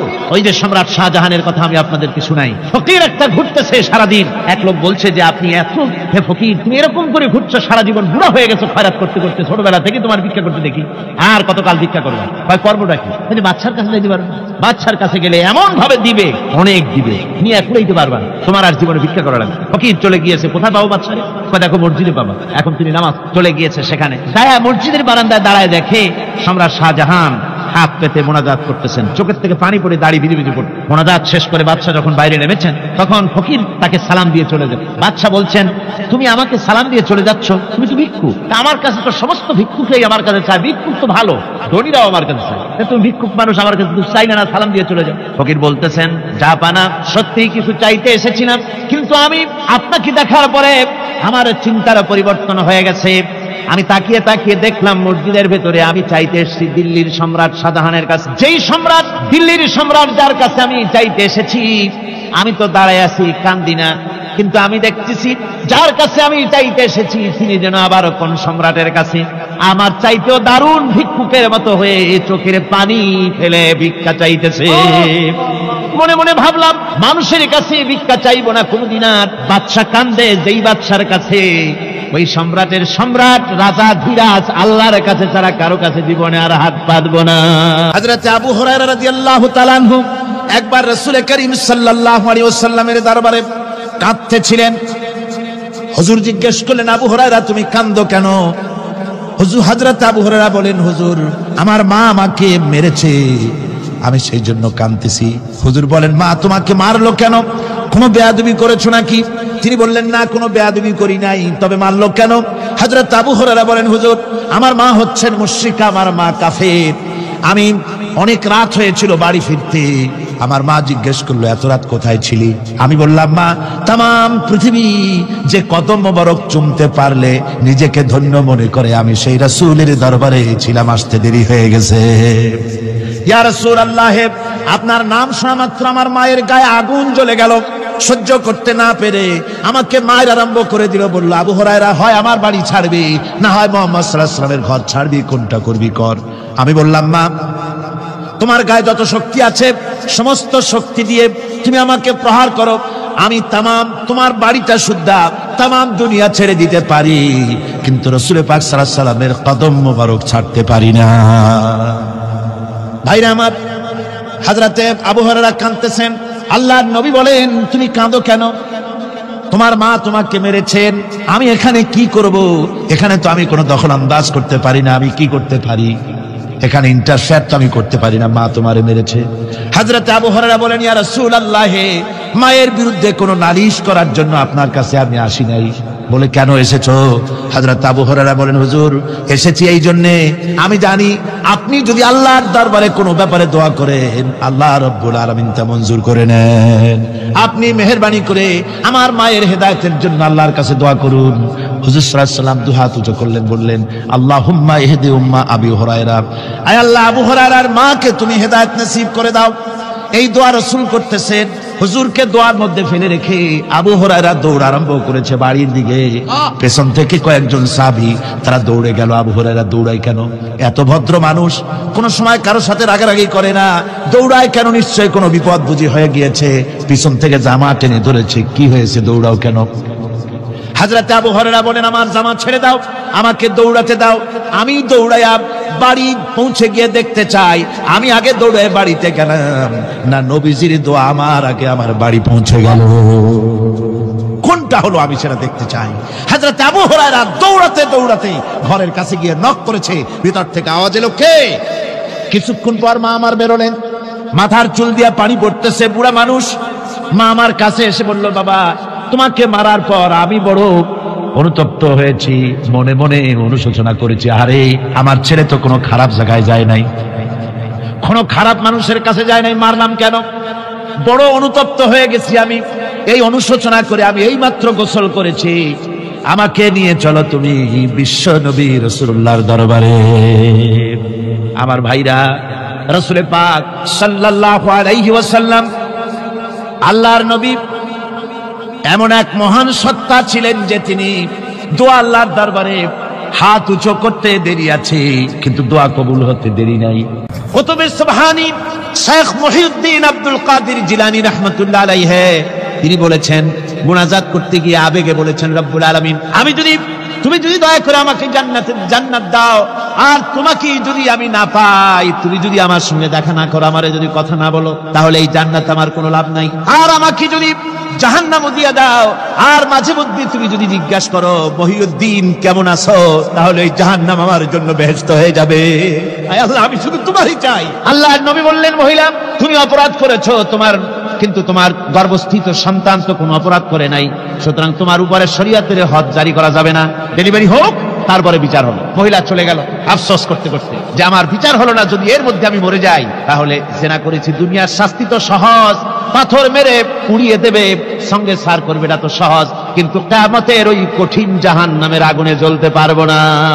মহিলাটি সন্তান ডেলিভারির পরে মহিলা চলে এসেছে রাসূলের কাছে, হুজুর এই সে আমার বাচ্চা ডেলিভারি হয়েছে, আপনি মেহেরবানি করে আমার উপরে হদ জারি করেন, শাস্তি দেন। আল্লাহর নবী বলেন, মহিলা তুমি অপরাধ করেছো, কিন্তু তোমার সন্তানের হক আছে, তোমার বুকের দুধ 2.5 বছর পর্যন্ত সে পান করবে, আমি তার হক নষ্ট করতে পারি না। মহিলা আবার চলে গেল কাঁদতে কাঁদতে, যদি এর মধ্যে মরে যায়, 2.5 বছরে যেতে পারে নাই, তার আগেই মহিলা ওই বাচ্চাটাকে কোলে নিয়ে হাতে একটা রুটি দিয়া হুজুরের কাছে আসছে। কত পেরেশানি দেখেন। মহিলা এসে বলেন, ইয়া রাসূলুল্লাহ, আমার এই বাচ্চা এখন দুধ ছেড়ে দিয়েছে, সে রুটি খাইতে পারে, হুজুর আর দেরি করবেন না, এই শাস্তি না নিয়ে যদি মরে যায়, জাহান্নামের কঠিন আযাব আমি ভোগ করতে পারবো না। আল্লাহর নবী ওই মহিলাকে অর্ডার দিয়া দিলেন, একে বুক পর্যন্ত মাটির মধ্যে গেড়ে দিয়া চতুর্দিক থেকে পাথর নিক্ষেপ করো। মহিলাকে নিয়ে বাচ্চাকে বুক পর্যন্ত মাটির ভিতরে গেড়ে দিয়া চতুর্দিক থেকে যখন পাথর নিক্ষেপ করা হচ্ছিল, রক্ত ছিটে এসে একজন সাহাবীর গায়ে পড়ায়, সাহাবী মহিলাকে ভৎসনা করলেন।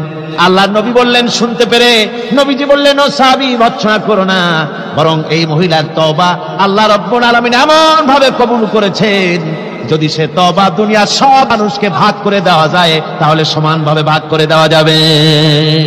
60,000 সৈন্য তাদের অশ্ব নিয়ে, তাদের উষ্ট্র নিয়ে, তাদের মালপত্র নিয়ে, জিহাদের সামান নিয়ে শ্রাবণের খরস্রোতা নদী, উত্তাল তরঙ্গমালায় ভরা নদীর উপর থেকে এই সাহাবীরা পাড়ি দিয়ে ওপার চলে গেলেন। ওপার যাওয়ার পরে হযরতে সাদ বলছেন, তোমাদের কেউ কি হারায় গেছে নাকি? সবাই এদিক ওদিক তাকায় খোঁজ করে বলল, মানুষ তো দূরের কথা, একটা উটও আর ঘোড়াও একটাও হারায় যায় নাই। একজন বলল, আমার একটা পেয়ালা, যে পেয়ালা আমি পানি পান করতাম, সেই পেয়ালাটা তুফানে ছিটকে কোথায় চলে গেছে, ওইটা হারায় গেছে। হযরতে সাদ বলেন, মুজাহিদের কোনো জিনিস দরিয়া নিতে পারে না, অবশ্যই তা ফেরত আসবে। এই কথা তিনি বলতেছিলেন, হঠাৎ করে দরিয়ার কিনারে একটা আওয়াজ হলো, দেখা গেল তুফানের ভিতরে সেই হারানো বাটিটা তাদের মধ্যে ফিরে এসেছে। আল্লাহু আকবার। মুজাহিদদেরকে সাহায্য করেন স্বয়ং আল্লাহ রাব্বুল আলামিন। আফ্রিকার জঙ্গলের কাছে ভিন্ন ইতিহাস, জঙ্গলের কাছেই মুসলমানদেরকে থাকতে দেওয়া হয়েছে। মনে করা হয়েছিল জঙ্গলের সমস্ত হিংস্র প্রাণীরা এই মুসলমানদের শেষ করে দেবে, যুদ্ধ করা লাগবে না। হযরতে সাদ সে অবস্থা বুঝতে পারলেন, তিনি একটা মঞ্চ তৈরি করলেন। সেই মঞ্চের উপরে দাঁড়ায় জঙ্গলের প্রাণীদের দিকে লক্ষ্য করে তিনি নোটিশ জারি করে দিলেন, বললেন, ইয়া আইয়াতুহাল হাশারাতু ওয়াস-সিবাউ নাহনু আসহাবু রাসূলুল্লাহ সাল্লাল্লাহু আলাইহি ওয়াসাল্লাম। হে জঙ্গলের হিংস্র প্রাণীরা, আমরা আল্লাহর রাসূলের সাহাবী, ফাইন্না নাজিলুনা ফামান ওয়াজাদনা বাদাহু কাতালনাহু। আমরা রাসূলের সাহাবী, এইখানে আল্লাহর দ্বীনকে কায়েম করার জন্য আমরা এসেছি, আল্লাহর কলেমার আওয়াজ নিয়ে আমরা এখানে রাত কাটাবো। সুতরাং এই জঙ্গলের ভিতরে হিংস্র প্রাণী যত আছো, সব আমাদের এই জায়গা ছেড়ে অন্যত্র চলে যাও। আফ্রিকার জঙ্গলি মানুষেরা চিন্তা করলো, মানুষের কথা কি জঙ্গলি প্রাণীতে শোনে নাকি, পাগলে কয় কি? তারা তাকায় তাকায় দেখলো, হযরতে সাদের এই ঘোষণার পরে বাঘের কাতারে বাঘ, সিংহের কাতারে সিংহ, সাপের কাতারে সাপ, যার যার ডিম আর বাচ্চাগুলি মুখে কামড়াইয়া সাহাবীদের এলাকা ছেড়ে দিয়ে তারা অন্যত্র চলে গেল। আমার মুসলমান ভাইরা, এই ছিল মুসলমানদের ইতিহাস। দ্বীন প্রতিষ্ঠা করার কাজে মুসলমান এগোলে আল্লাহই মদদ করেন। কে মদদ করেন? হযরতে মূসা আলাইহিস সালাম ফেরাউনের কাছে গেলেন আর দাওয়াত দিলেন, ফেরাউন পড়ে নাও। লা ইলাহা ইল্লাল্লাহ।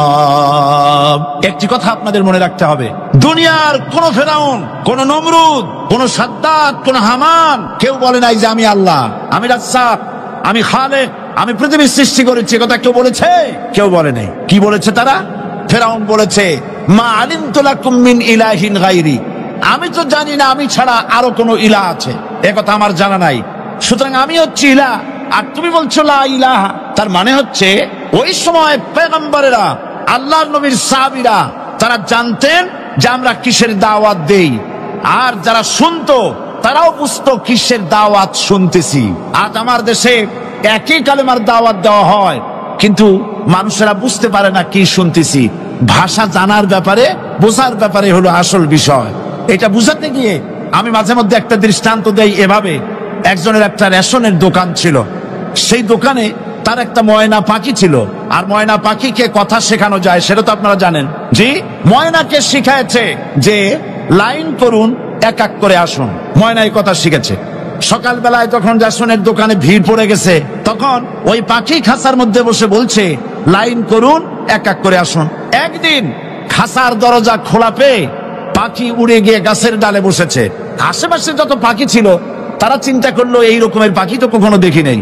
ময়না তো দেখতে কাকের মতো না, শালিকের মতো না, দেখতে একটা ভিন্ন রকম। ওরা এসে চতুর্দিক থেকে এই নবান্ত, এই যে নতুন এসেছে, ওরে ঠোকরানো শুরু করেছে চতুর্দিক থেকে। ঠোকরানি খেয়ে ময়না বলতেছে লাইন করুন, এক এক করে আসুন। এখন ময়না তো বোঝে না যে কি বলতেছি, আর যে পাখিরা ঠোকরাচ্ছে তারাও তো বোঝে না যে কি শুনতেছি। ময়না যদি বুঝতো যে আমি কি বলি, সবাই মিলে ঠোকরায়, তাই জান বাঁচে না। লাইন করে ঠোকরাইনি তো কলজে যাবে, সব ঠোঁটে ঠোঁটে চলে বুঝে নাই। আমাদের অবস্থা তাই হয়েছে। যখন হযরতে মূসা আলাইহিস সালাম দিলেন, ফেরাউন বলল আমি তো জানি না যে আমি ছাড়া আরো কোন ইলাহ আছে, আইনদাতা তো আমি, তুমি নতুন কোথা থেকে আইনদাতা নিয়ে আসছো? ফেরাউন বলছে দেখো, আমারে বাদ দিয়া যদি অন্য কাউকে ইলাহ বলে তুমি মানো, আর সেই শিক্ষা যদি যে জাতিকে দাও, তাহলে আমি তোমাকে ধরে লাআজআলান্নাকা মিনাল মাসজুনিন, আমি তোমাকে কারারুদ্ধ করব, আমি তোমাকে জেলখানায় ঢুকিয়ে দেবো। রাষ্ট্র শক্তি প্রথম বাধা দিল কারা? বলেন সবাই। সেই বাধা কি ওখানে শেষ হয়েছে না এখনো আছে? আছে কিনা জোরে বলেন। আমি তোমাকে জেলখানায় ঢুকাবো। হযরত মূসা আলাইহিস সালাম বলেন ফেরাউনের, জেলের ভয় আমি করি না, আমার কি জেলের ভয় দেখায়া লাভ নাই, আমি আল্লাহ পাকের পয়গম্বর। হযরতে মূসা আলাইহিস সালাম, ফেরাউনের দলবল আছে, লোক লস্কর আছে, তার অস্ত্রের অভাব নাই। আল্লাহ রাব্বুল আলামিন মূসা আলাইহিস সালামের কাছে একটা অস্ত্র দিয়া দিলেন। দিছিলেন কিনা? আল্লাহ পাক হযরত মূসা কি বলেছেন? ওয়া মা তিলকা বিয়ামিনিকা ইয়া মূসা, মূসা রে তোমার হাতে ওটা কি? মূসা আলাইহিস সালাম বললেন এটা লাঠি। আল্লাহ পাক বললেন ফেলে দাও লাঠি। লাঠি ফালায় দিলেন। কি হয়ে গেল? হিয়া হাইয়াতুন তাসআ, লাঠি হয়ে গেল। এখন লাঠি পড়ে সাপ হয়ে গেল। সাপ দেখে নবী, ওলি হোক, সাহাবী হোক আর আলেম হোক, সাপ দেখলে ভয় করে না মানুষের? মূসা আলাইহিস সালাম ভয় পাইছে। আল্লাহ রাব্বুল আলামিন হযরত মূসাকে শোনায় দিলেন, খুযহা ওয়া লা তাখাফ সানুঈদুহা সিরাতাহাল উলা, ধরো, লা তাখাফ, ভয় পেও না। আল্লাহ বলছেন ধরো, ভয় পেও না। ধরার সঙ্গে সঙ্গে স্বাভাবিক অবস্থায় ফিরে আসবে, আবার লাঠি হয়ে যাবে। এখন আল্লাহ বলছেন ধরো। মূসা আলাইহিস সালাম কি ভয় পাওয়া উচিত হবে? মূসা আলাইহিস সালাম কি ভয় পাইছিলেন? কারণ হচ্ছে এই দুশমনের শক্তিটা খুব বড়ই দেখা যায়, মনে হয় যেন অনেক বড় কি জানি কি। আল্লাহ পাক বলছেন ইন্না কাইদাশ শায়তানে কানা দাঈফা, শয়তানের চক্রান্ত যতই তুমি মনে করো অনেক ষড়যন্ত্রের জাল বিস্তার হয়ে আছে, আল্লাহ কয় কিছুই না, দাঈফা, অত্যন্ত দুর্বল। আল্লাহ পাক বললেন ধরো। মূসা আলাইহিস সালাম সাপ ধরলেন, সঙ্গে সঙ্গে লাঠি হয়ে গেল।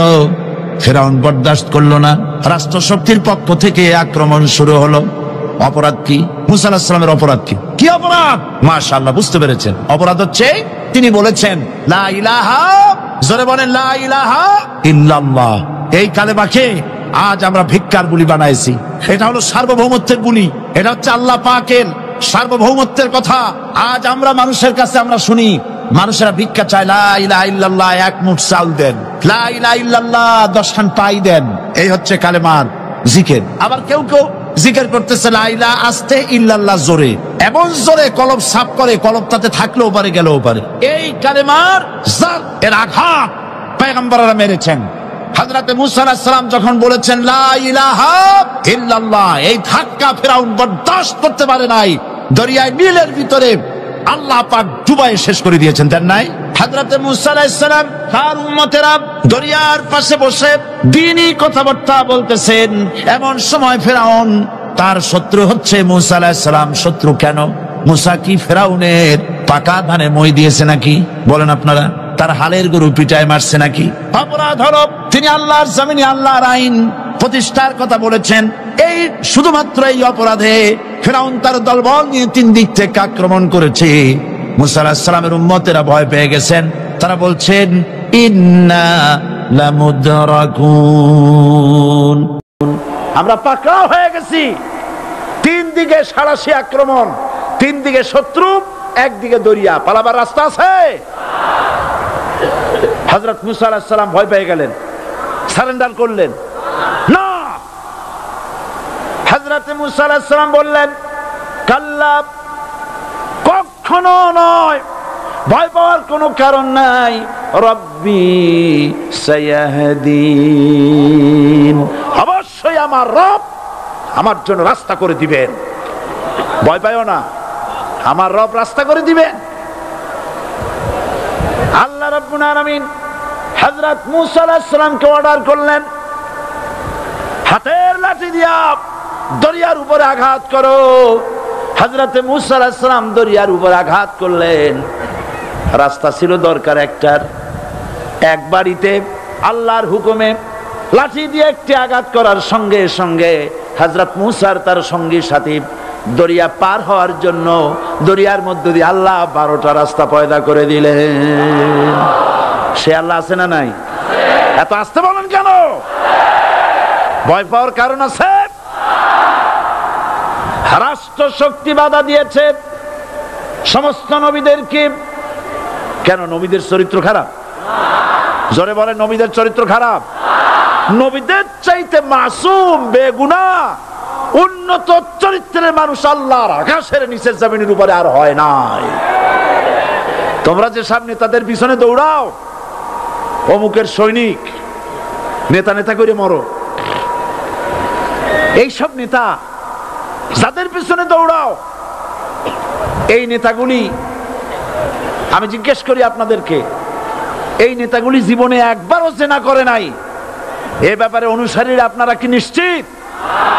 মিথ্যা কথা জীবনেও কয় নাই, প্রতারণা করে নাই, ঠাট্টা করে নাই, বিদ্রুপ করে নাই, মদ খায় নাই, মানুষ হত্যা করে নাই।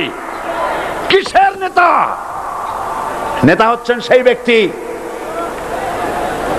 যিনি বলেছেন, ও আমার স্ত্রীরা, ও আমার সাহাবীরা, রাতের আধারে আমার মধ্যে যা আচরণ দেখতে পাও, দিনের আলোতে আমার মধ্যে যা দেখতে পাও, সবগুলি খুলে খুলে মানুষের কাছে বলে দাও। তার নাম বিশ্বনবী মুহাম্মদ রাসূলুল্লাহ সাল্লাল্লাহু আলাইহি ওয়াসাল্লাম।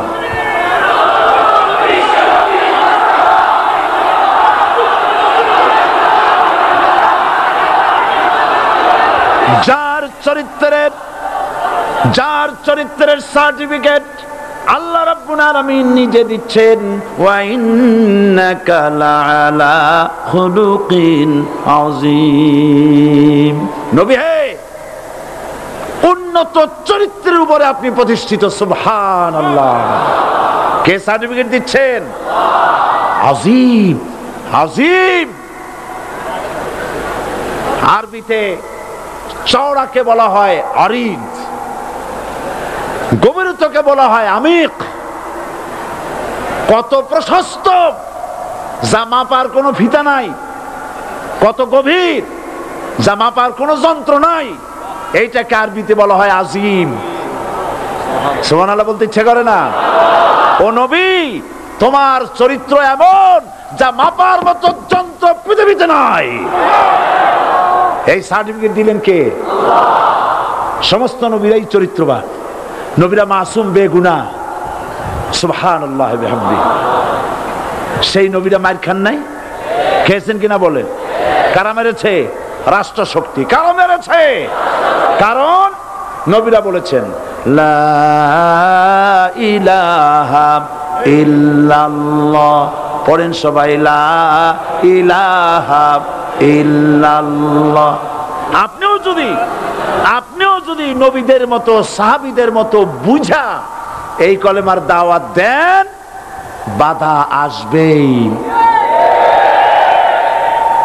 বোঝাবুঝির ব্যাপার, বুঝতেই সারলো। কত মাহফিল হয় বাংলাদেশে, হয় না? কোনো বাধা নাই, ঠিক কিনা? কত পূজা হয়, পার্বণ হয়, গান হয়, থিয়েটার হয়, গুনাগার বিবির গান হয়, কত কিছু হয়। কোনো বাধা আছে? তাফসীরের মাহফিলে বাধা। কারণ ওরা বুঝতে পেরেছে এ তাফসীরের মাহফিলে গাজীর গীত হয় না, এ তাফসীরের মাহফিলে আল্লাহর সার্বভৌমত্ব কায়েমের আন্দোলন চলে।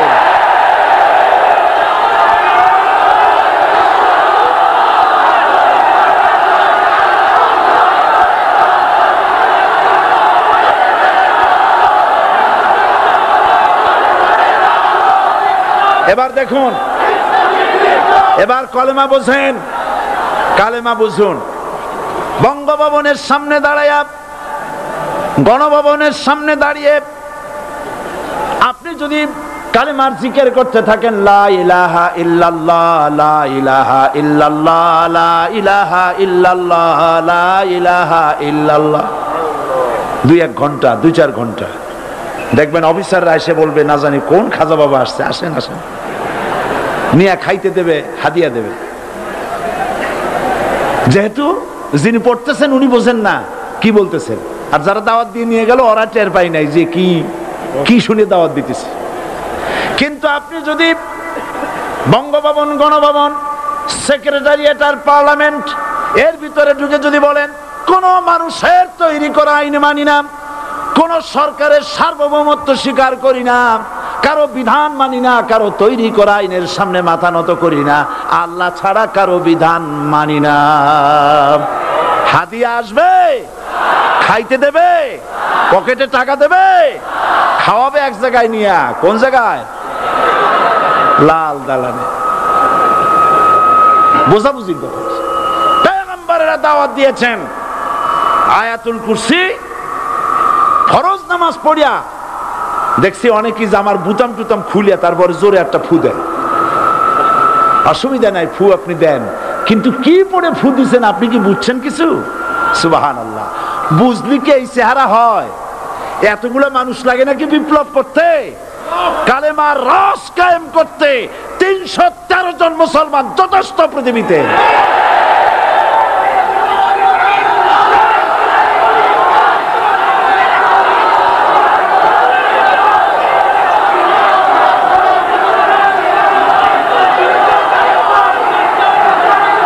আল্লাহ পাক কোরআনে কারীমের মধ্যে আল্লাহ পাক বলেছেন এমন একজন নবী পাঠাই নাই, ইয়া হাসরাতান আলাল ইবাদ, বান্দার উপরে আফসোস। আহারে, কে বলতেছেন? আমার আল্লাহ। বলেন আমার আল্লাহ। তিনি আফসোস করছেন, আফসোস। একজন পয়গম্বর এমন পাঠাইলাম না, একজন রাসূল পাঠাইলাম না যার সাথে এরা ঠাট্টা করে নাই, বিদ্রুপ করে নাই, পাগল বলে নাই, মারে নাই।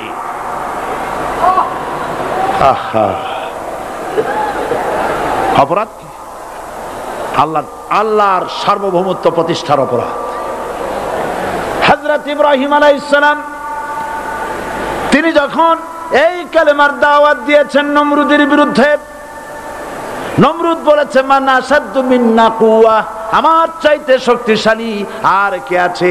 আনা রব্বুকুমুল আলা, আমি তোমাদের বড় প্রভু। নাউজুবিল্লাহ। কই থেকে একটা তুমি বলছো লা ইলাহা ইল্লাল্লাহ, আমি তো ইলাহ। হযরত ইব্রাহিম আলাইহিস সালাম কি কালেমার দাওয়াত পেশ করার অপরাধে অগ্নিকুণ্ডের ভিতরে ফালাবার ব্যবস্থা হয়ে গেছে। আল্লাহ পাক সব ঘটনা কোরআনে বলে দিয়েছেন কিনা বলেন? কেন বললেন এই সমস্ত কথা? এই জন্য বলেছেন ফেরাউন মরে যাবে, নমরুদ মরে যাবে, কিন্তু তাদের প্রেতাত্মারা যুগে যুগে তারা বেঁচে থাকবে। আগুনের ভিতরে ভালোবার ব্যবস্থা হয়েছে।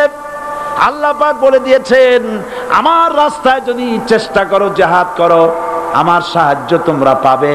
ওয়া কানা হাক্কান আলাইনা নাসরুল মুমিনিন। মুমিনদেরকে সাহায্য করা আমি আল্লাহর জন্য ওয়াজিব। সুবহানাল্লাহ বলবেন না? আলহামদুলিল্লাহ বলবেন না? আমার জন্য ওয়াজিব মুমিনদেরকে সাহায্য করা। ইব্রাহিম আলাইহিস সালামকে আগুনে ফেলানো হচ্ছে। হযরত জিবরাইল বলেন, ইব্রাহিম তোমাকে আগুনের ভিতরে ফেলানো হতেছে, আমার কাছে সাহায্য চাও, আমি তোমারে বাঁচায় দেব।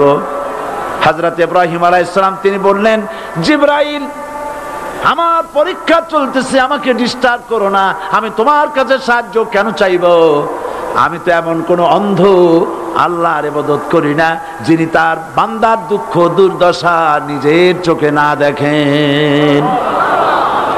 পরীক্ষা পাস করছে না? পাস করছেন কিনা? হযরত ইব্রাহিম বলেন, শোনো জিবরাইল, আমি যদি আগুনের ভিতরে পড়ে যাই আর আগুনে পুড়ে যদি ভস্ম হয়ে যায়, আমার আল্লাহ যদি এতে খুশি হন, তাহলে আমি আমার রব্বুল আলামিনকে খুশি করার জন্য এভাবে 1000 বার পুড়তে আমি রাজি আছি।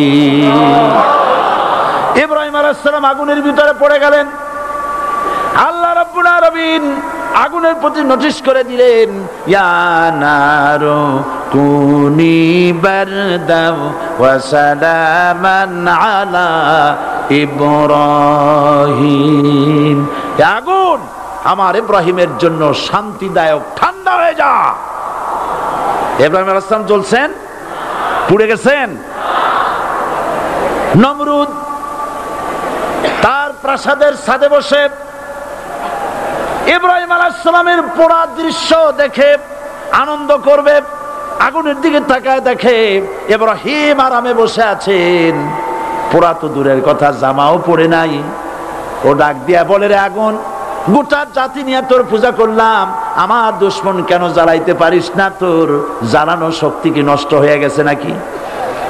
আগুনের ভিতর থেকে আওয়াজ বেরিয়ে এলো, নমরুদ, আমার ভিতরে দাহ্য শক্তি, জ্বালানো শক্তি আছে কি নাই যদি প্রমাণ করতে চাও, টেস্ট করতে চাও, তুই নিজে আয়, তোরে সুদ্ধা তাম দুনিয়া জ্বালাই দিতে পারি, ইব্রাহিমের এক গাছা পশম জ্বালাইতে পারি না।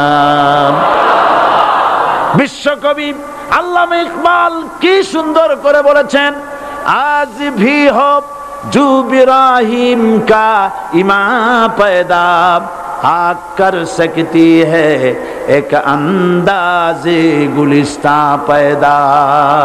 ইব্রাহিমের ঈমান যদি আজও কোথাও হয় বিদ্যমান, করতে পারেন অগ্নিকুণ্ডে খুবসুরত এক গুলিস্তান। এখনো যদি ইব্রাহিমের সন্তানদেরকে আগুনের মধ্যে ফেলে দেওয়া হয়, আর ইব্রাহিম ঈমান যদি থাকে, আগুনকে ফুলের বাগান বানাবার ক্ষমতা আল্লাহর আছে। চিরকাল আল্লাহ পাক এই কালেমাকে দিয়েছেন আল্লাহর সার্বভৌমত্বকে প্রতিষ্ঠা করার জন্য। আয়াতুল কুরসি শুধু পড়ে বুকে ভিউ দেওয়ার জন্য নয়। পড়েন আমার সাথে, আল্লাহু লা ইলাহা ইল্লাহু আল হাইয়ুল কাইয়্যুম। দুনিয়ার সমস্ত পয়গম্বর অত্যাচারিত হলেন, শুধু তাই নয়, বিশ্ব নবী আখেরি জামানার পয়গম্বর নবী মুহাম্মদ রাসূলুল্লাহ সাল্লাল্লাহু আলাইহি ওয়াসাল্লাম জাতির কাছে আসলেন। তিনি এসে বললেন, ইয়া আইয়ুহান নাস কুলু লা ইলাহা ইল্লাল্লাহ। প্রথম দাওয়া, প্রথম দাওয়া। শুনছেন কথা?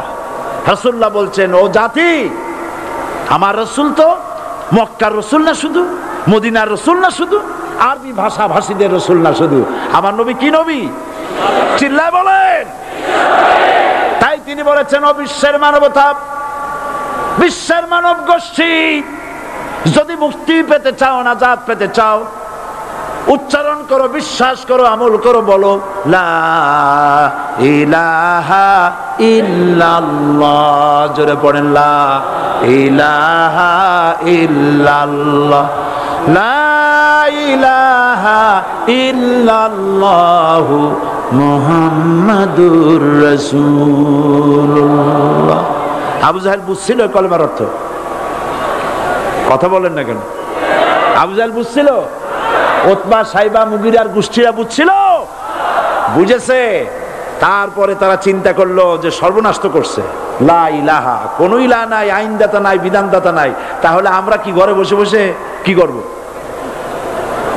উনি নতুন একজন ইলাহ নিয়ে আসছে, আল্লাহ ছাড়া কোন ইলাহ নাই, তাহলে আমাদের কাজটা কি? প্রথমে তারা চেষ্টা করলো যে একটু দেখি নরম নরম ভাবে হয় নাকি। চলে গেল আবু তালেবের কাছে, আসে না দিছে, বললো আবু তালেব তুমি তো কুরাইশদের নেতা, তোমার ভাইয়ের ছেলে কয়টাই কি? কি আশ্চর্যজনক কথা, লা ইলাহা ইল্লাল্লাহ, আল্লাহ ছাড়া কোনো ইলাহ নাই, তা আমরা করব কি? তোমার ভাতিজাকে বুঝাও লা ইলাহা ইল্লাল্লাহর দাওয়াত বন্ধ করে দিক, এর বিনিময়ে টাকা লাগে টাকা দেব, সোনা লাগে সোনা দেব, যত সুন্দরী মেয়ে চায় তাও দেব, নেতৃত্ব চায় তাও দেব, তবু যেন কালেমার দাওয়াত না দেয়। আসিনে কা হাদিসে আছে কিনা? নবীজি যখন বাড়ি ফিরলেন, চাচা আবু তালেব নিজের কলিজার টুকরা সন্তান হযরত জাফর আলীর চাইতে তিনি ভালোবাসতেন কলিজার মতো করে মুহাম্মদ সাল্লাল্লাহু আলাইহি সাল্লামকে। বলছে বাবা এমন কথা কেন বলো যাতে লোকেরা খেপে যায়, এই কথাগুলি বলো না, ওরা আমার কাছে এই সব প্রস্তাব দিয়ে গিয়েছে। রাসূলুল্লাহ প্রস্তাব শুনে এগ্রি করলেন। জি, আমার নবী বলেন ও আমার চাচা আবু তালেব প্রস্তাবকারীদেরকে শুনিয়ে দিন। হুজুরের সাথে তখন অনেক লোকজন নাকি, অনেক অস্ত্রপাতি, কিচ্ছু নাই, আল্লাহর শক্তি ছাড়া কিছুই না।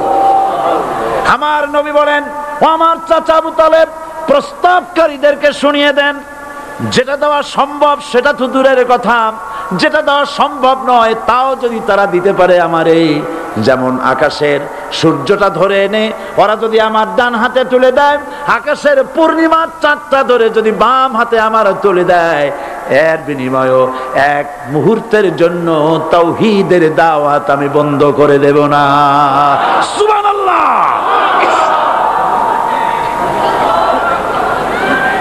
রাসূল করিম সাল্লাল্লাহু আলাইহি ওয়াসাল্লাম তাদের এই প্রস্তাবকে যখন গ্রহণ করলো না, কাফেরেরা বুঝলো, আমি আগেই বলেছি 3 শ্রেণীর লোক বাধা দিয়েছে। কয় শ্রেণী? প্রথম শ্রেণী কি? রাষ্ট্র শক্তি, তাদের হাতে অস্ত্রপাতি তো খুব শক্তি, আর যারা একবার ক্ষমতায় যায় ওরা মনে করে এই ক্ষমতা থেকে আমাদেরকে কেউ নামাইতে পারবে না।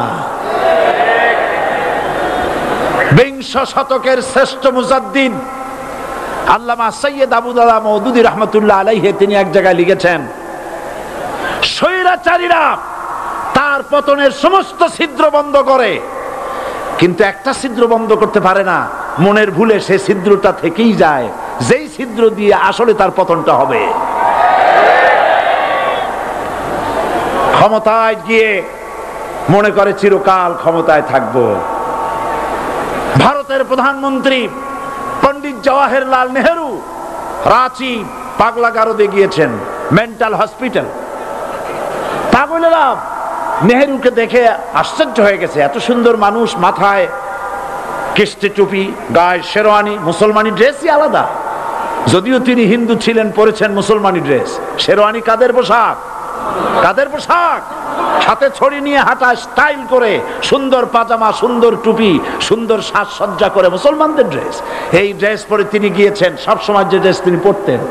পাগলেরা জিজ্ঞেস করছে তুমি কে গো? উনি বলছেন আমারে চেনো নাই, আমি ভারতের প্রধানমন্ত্রী পণ্ডিত জওয়াহরলাল নেহেরু। পাগলেরা বলছে ও সেই কথা, আমরাও যখন এই হসপিটালে আসছিলাম এই তোমার মতো লম্বা লম্বা কথা আমরাও বলছি, থাকো আমাদের সাথে কিছুদিন, তোমার মাথাও ঠান্ডা হয়ে যাবে। ক্ষমতায় যারা থাকে ক্ষমতার মোহে চতুর্দিকে অন্ধকার দেখে, মনে করে আমার পতন আর হবে না। কিন্তু তোমাকে বুঝিবে যে গোকুলে বাড়ি শেষে। গাড়ির চাকা সব সময় উপরে থাকে না। গাড়ির চাকা সব সময় উপরে থাকলে গাড়ি তো চলবেই না। গাড়ির চাকা ঘোরে বলেই তো গাড়ি চলে। সুতরাং এই উপরে তোমার চাকা উপরে এখন আছে বলে, তোমার দলের চাকা উপরে আছে বলে যারা মানুষের উপরে জুলুম করছো, আলেমদেরকে ধরতেছো, মুসল্লিদেরকে ধরে ধরে জেলে ঢুকাচ্ছ, সময় আসবে এমন ইন্দুরের গর্ত অপমানা পালাবার জন্য।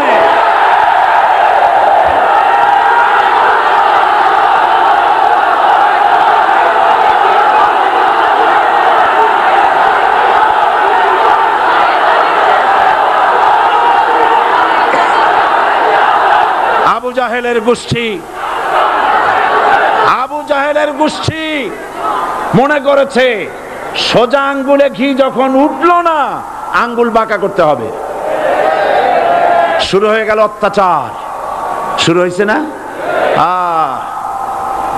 হযরত সুমাইয়া রাদিয়াল্লাহু তাআলা আনহা কি নির্মম ভাবে, নিষ্ঠুর ভাবে তাকে শহীদ করা হলো।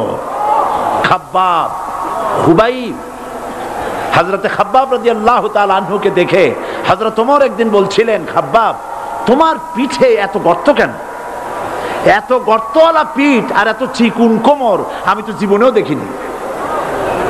হযরতে খাব্বাব বলেছেন, ওমর জানো না, ইসলাম কবুল করার অপরাধে, কালেমা পড়ার অপরাধে কাফির বেঈমানেরা আমাকে মারধর করেছে। যখন আমি তাদের মারে কালেমা ছাড়ি নাই, তখন আগুন জ্বালায়া আগুনের আংটার উপরে, আংটা আগুনের উপরে আমাকে চিৎ করে শোয়ায়া, আমি যেন নড়াচড়া করতে না পারি সেজন্য আমার বুকের উপরে পাথর চাপা দিয়া রেখেছে। আগুনে গোশত পুড়ে পুড়ে আগুন ভিতরে ঢুকেছে, গায়ের রক্ত আর চর্বি গলে গলে পড়ে আগুনগুলো নিবেছে। ওই পিঠে যে গর্ত হয়েছে আজও পর্যন্ত সেই গর্ত মিটে যায় নাই। হযরত খাব্বাব রাদিয়াল্লাহু তাআলা আনহু বলছেন, বুখারী শরীফে হাদিসে ভাবে এসেছে, ওয়ান খাব্বাব বিন আরিত রাদিয়াল্লাহু তাআলা আনহু আন্নাহু قال شكونا إلى رسول الله صلى الله عليه وسلم وهو متوسد بردة له في ظل الكعبة। আমি গেলাম রাসূলুল্লাহর কাছে, যে দেখি হুজুর বাইতুল্লাহ শরীফের ছায়ায় আরাম ফরমাচ্ছেন। আমি কাছে গিয়ে বললাম, আলা তাস্তানসিরু লানা আলা তাদউ লানা ইয়া রাসূলুল্লাহ। হে রাসূল, আপনি কি আমাদের জন্য দোয়া করবেন না? আপনি কি আমাদের জন্য আল্লাহর কাছে সাহায্য প্রার্থনা করবেন না? মার খেয়ে খেয়ে তো শেষ হয়ে গেলাম। শুনতেছেন আপনারা? আল্লাহর নবী উঠে বসলেন, বললেন, খাব্বাব শোনো, তোমাদের আগে যারা এই পৃথিবীতে এসেছিলেন দ্বীনের দাওয়াত দেওয়ার জন্য, সমকালীন রাষ্ট্র শক্তি তাদেরকে ধরতো, ফায়ুখাজুর রাজুলু ফায়ুহফারু লাহু ফিল আরদ, তার জন্য তারে ধরে নিয়া মাটির মধ্যে গর্ত করত, ফায়ুজআলু ফিহা, এরপরে সেই গর্তের ভিতরে তাকে কোমর পর্যন্ত গেড়ে দিত। সুম্মা ইউতা বিল মানশার, এরপরে করাত আনা হতো, ফায়ুদাউ আলা রাসিহি, এরপরে করাতটা মাথার উপরে রাখা হতো, ফায়ুজআলু নিসফাইন, এরপরে করাত দিয়া চিরে চিরে জীবিত মানুষটাকে দ্বিখণ্ডিত করে ফেলে দিত। মা ইয়াসুদ্দুহু যালিকা আন দীনি, এত কষ্ট দেওয়ার পরেও, এত জুলুম করার পরেও দ্বীনের দায়ীদেরকে এক চুল পরিমাণ আল্লাহর রাস্তা থেকে তারা সরাই দিতে পারে নাই। ওয়াল্লাহি, ও খাব্বাব, আমি আমার আল্লাহর নামে কসম করি। মুসলমান কে কসম করতেছে? আল্লাহ রাসূল। আমি আমার আল্লাহর নামে কসম করি, ওয়াল্লাহি লা ইউতাম্মান্নাল্লাহু হাযাল আমর হাত্তা ইয়াসির রাকিবু মিন সানা ইলা হাজরামাউত। সেদিন বেশি দূরে নয়, ইয়েমেনের রাজধানী সানা থেকে শুরু করে সৌদি আরবের হাজরামাউত পর্যন্ত হাজার হাজার মাইল, এই দীর্ঘ পথে যুবতী নারী তার সৌন্দর্যের পশ্চা নিয়া, আর ধনাঢ্য ব্যক্তিরা সওদাগারেরা তাদের টাকা পয়সা নিয়া একাকে নিয়ে অথবা দলবদ্ধ ভাবে মানুষেরা যাতায়াত করবে। লা ইয়াখাফু ইল্লাল্লাহ, মানুষের মনের মধ্যে কোনো ভয় থাকবে না। এমন একটা সময় আসবে, ওয়ালাকিন্নাকুম তাস্তাজিলুন, অথচ তোমরা বড্ড তাড়াহুড়ো করছো। তাড়াহুড়ো করো না, অপেক্ষা করো, ধৈর্য ধরো, মার খাও, জেলে যাও, শহীদ হও, আল্লাহর রাজ কায়েম হবেই হবে।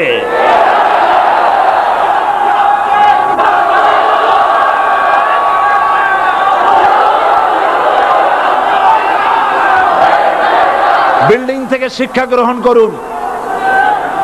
বিল্ডিং, ইমারত, দালান থেকে শিক্ষা গ্রহণ করুন। এই যেটা দালান আছে না পাশে, দেখতে পাচ্ছেন? এই দালান কি দিয়ে তৈরি করা হয়েছে বলেন? ইট। সমস্ত ইটেরা যদি ধর্মঘট করত, আমরা কেউ মাটির তলায় যাব না, কেউ আমরা আগুনে পুড়ে ঝামা হব না, পিক হব না, কেউ আমরা টুকরা টুকরা হব না, সবাই থাকবো উপরে উপরে, তাহলে কি দালান হইতো নাকি? এই বিল্ডিং নির্মাণ করতে গিয়া ইটের যে স্যাক্রিফাইস, হাজার হাজার ইটকে পিক হতে হয়েছে, পুড়ে যেতে হয়েছে, খোয়া হতে হয়েছে, ভেঙে টুকরা টুকরা হয়ে 50 ফিট মাটির নিচে যেতে হয়েছে, তারপরে ইমারত গঠন হয়েছে, সুন্দর দালান তৈরি হয়েছে। যারা ইসলামী শাসন চান, আল্লাহর দ্বীনকে বিজয়ী দেখতে চান, তাদেরকে অসংখ্য মানুষকে পোড়াইটের মতো জেলখানায় পুড়ে পুড়ে মরতে হবে, অসংখ্য মানুষকে ফাঁসির কাস্টে ঝুলতে হবে, গায়ের রক্ত দিতে হবে, শহীদ হতে হবে, তারপরে ইসলামের ইমারতটা কায়েম হয়ে যাবে। শায়ের কবি কি সুন্দর করে বলছেন, কবি সুন্দর করে বলছেন, ये शहादत गाहे उल्फत में कदम रखना, ये शहादत गाहे उल्फत में कदम रखना, लोग समझते हैं आसा है मुसलमान होना। মানুষেরা মনে করে মুসলমান হওয়া খুব সহজ জিনিস। না, মুসলমান হওয়ার অর্থ হলো শাহাদাতের ঈদগাহে শামিল হয়ে যাওয়া।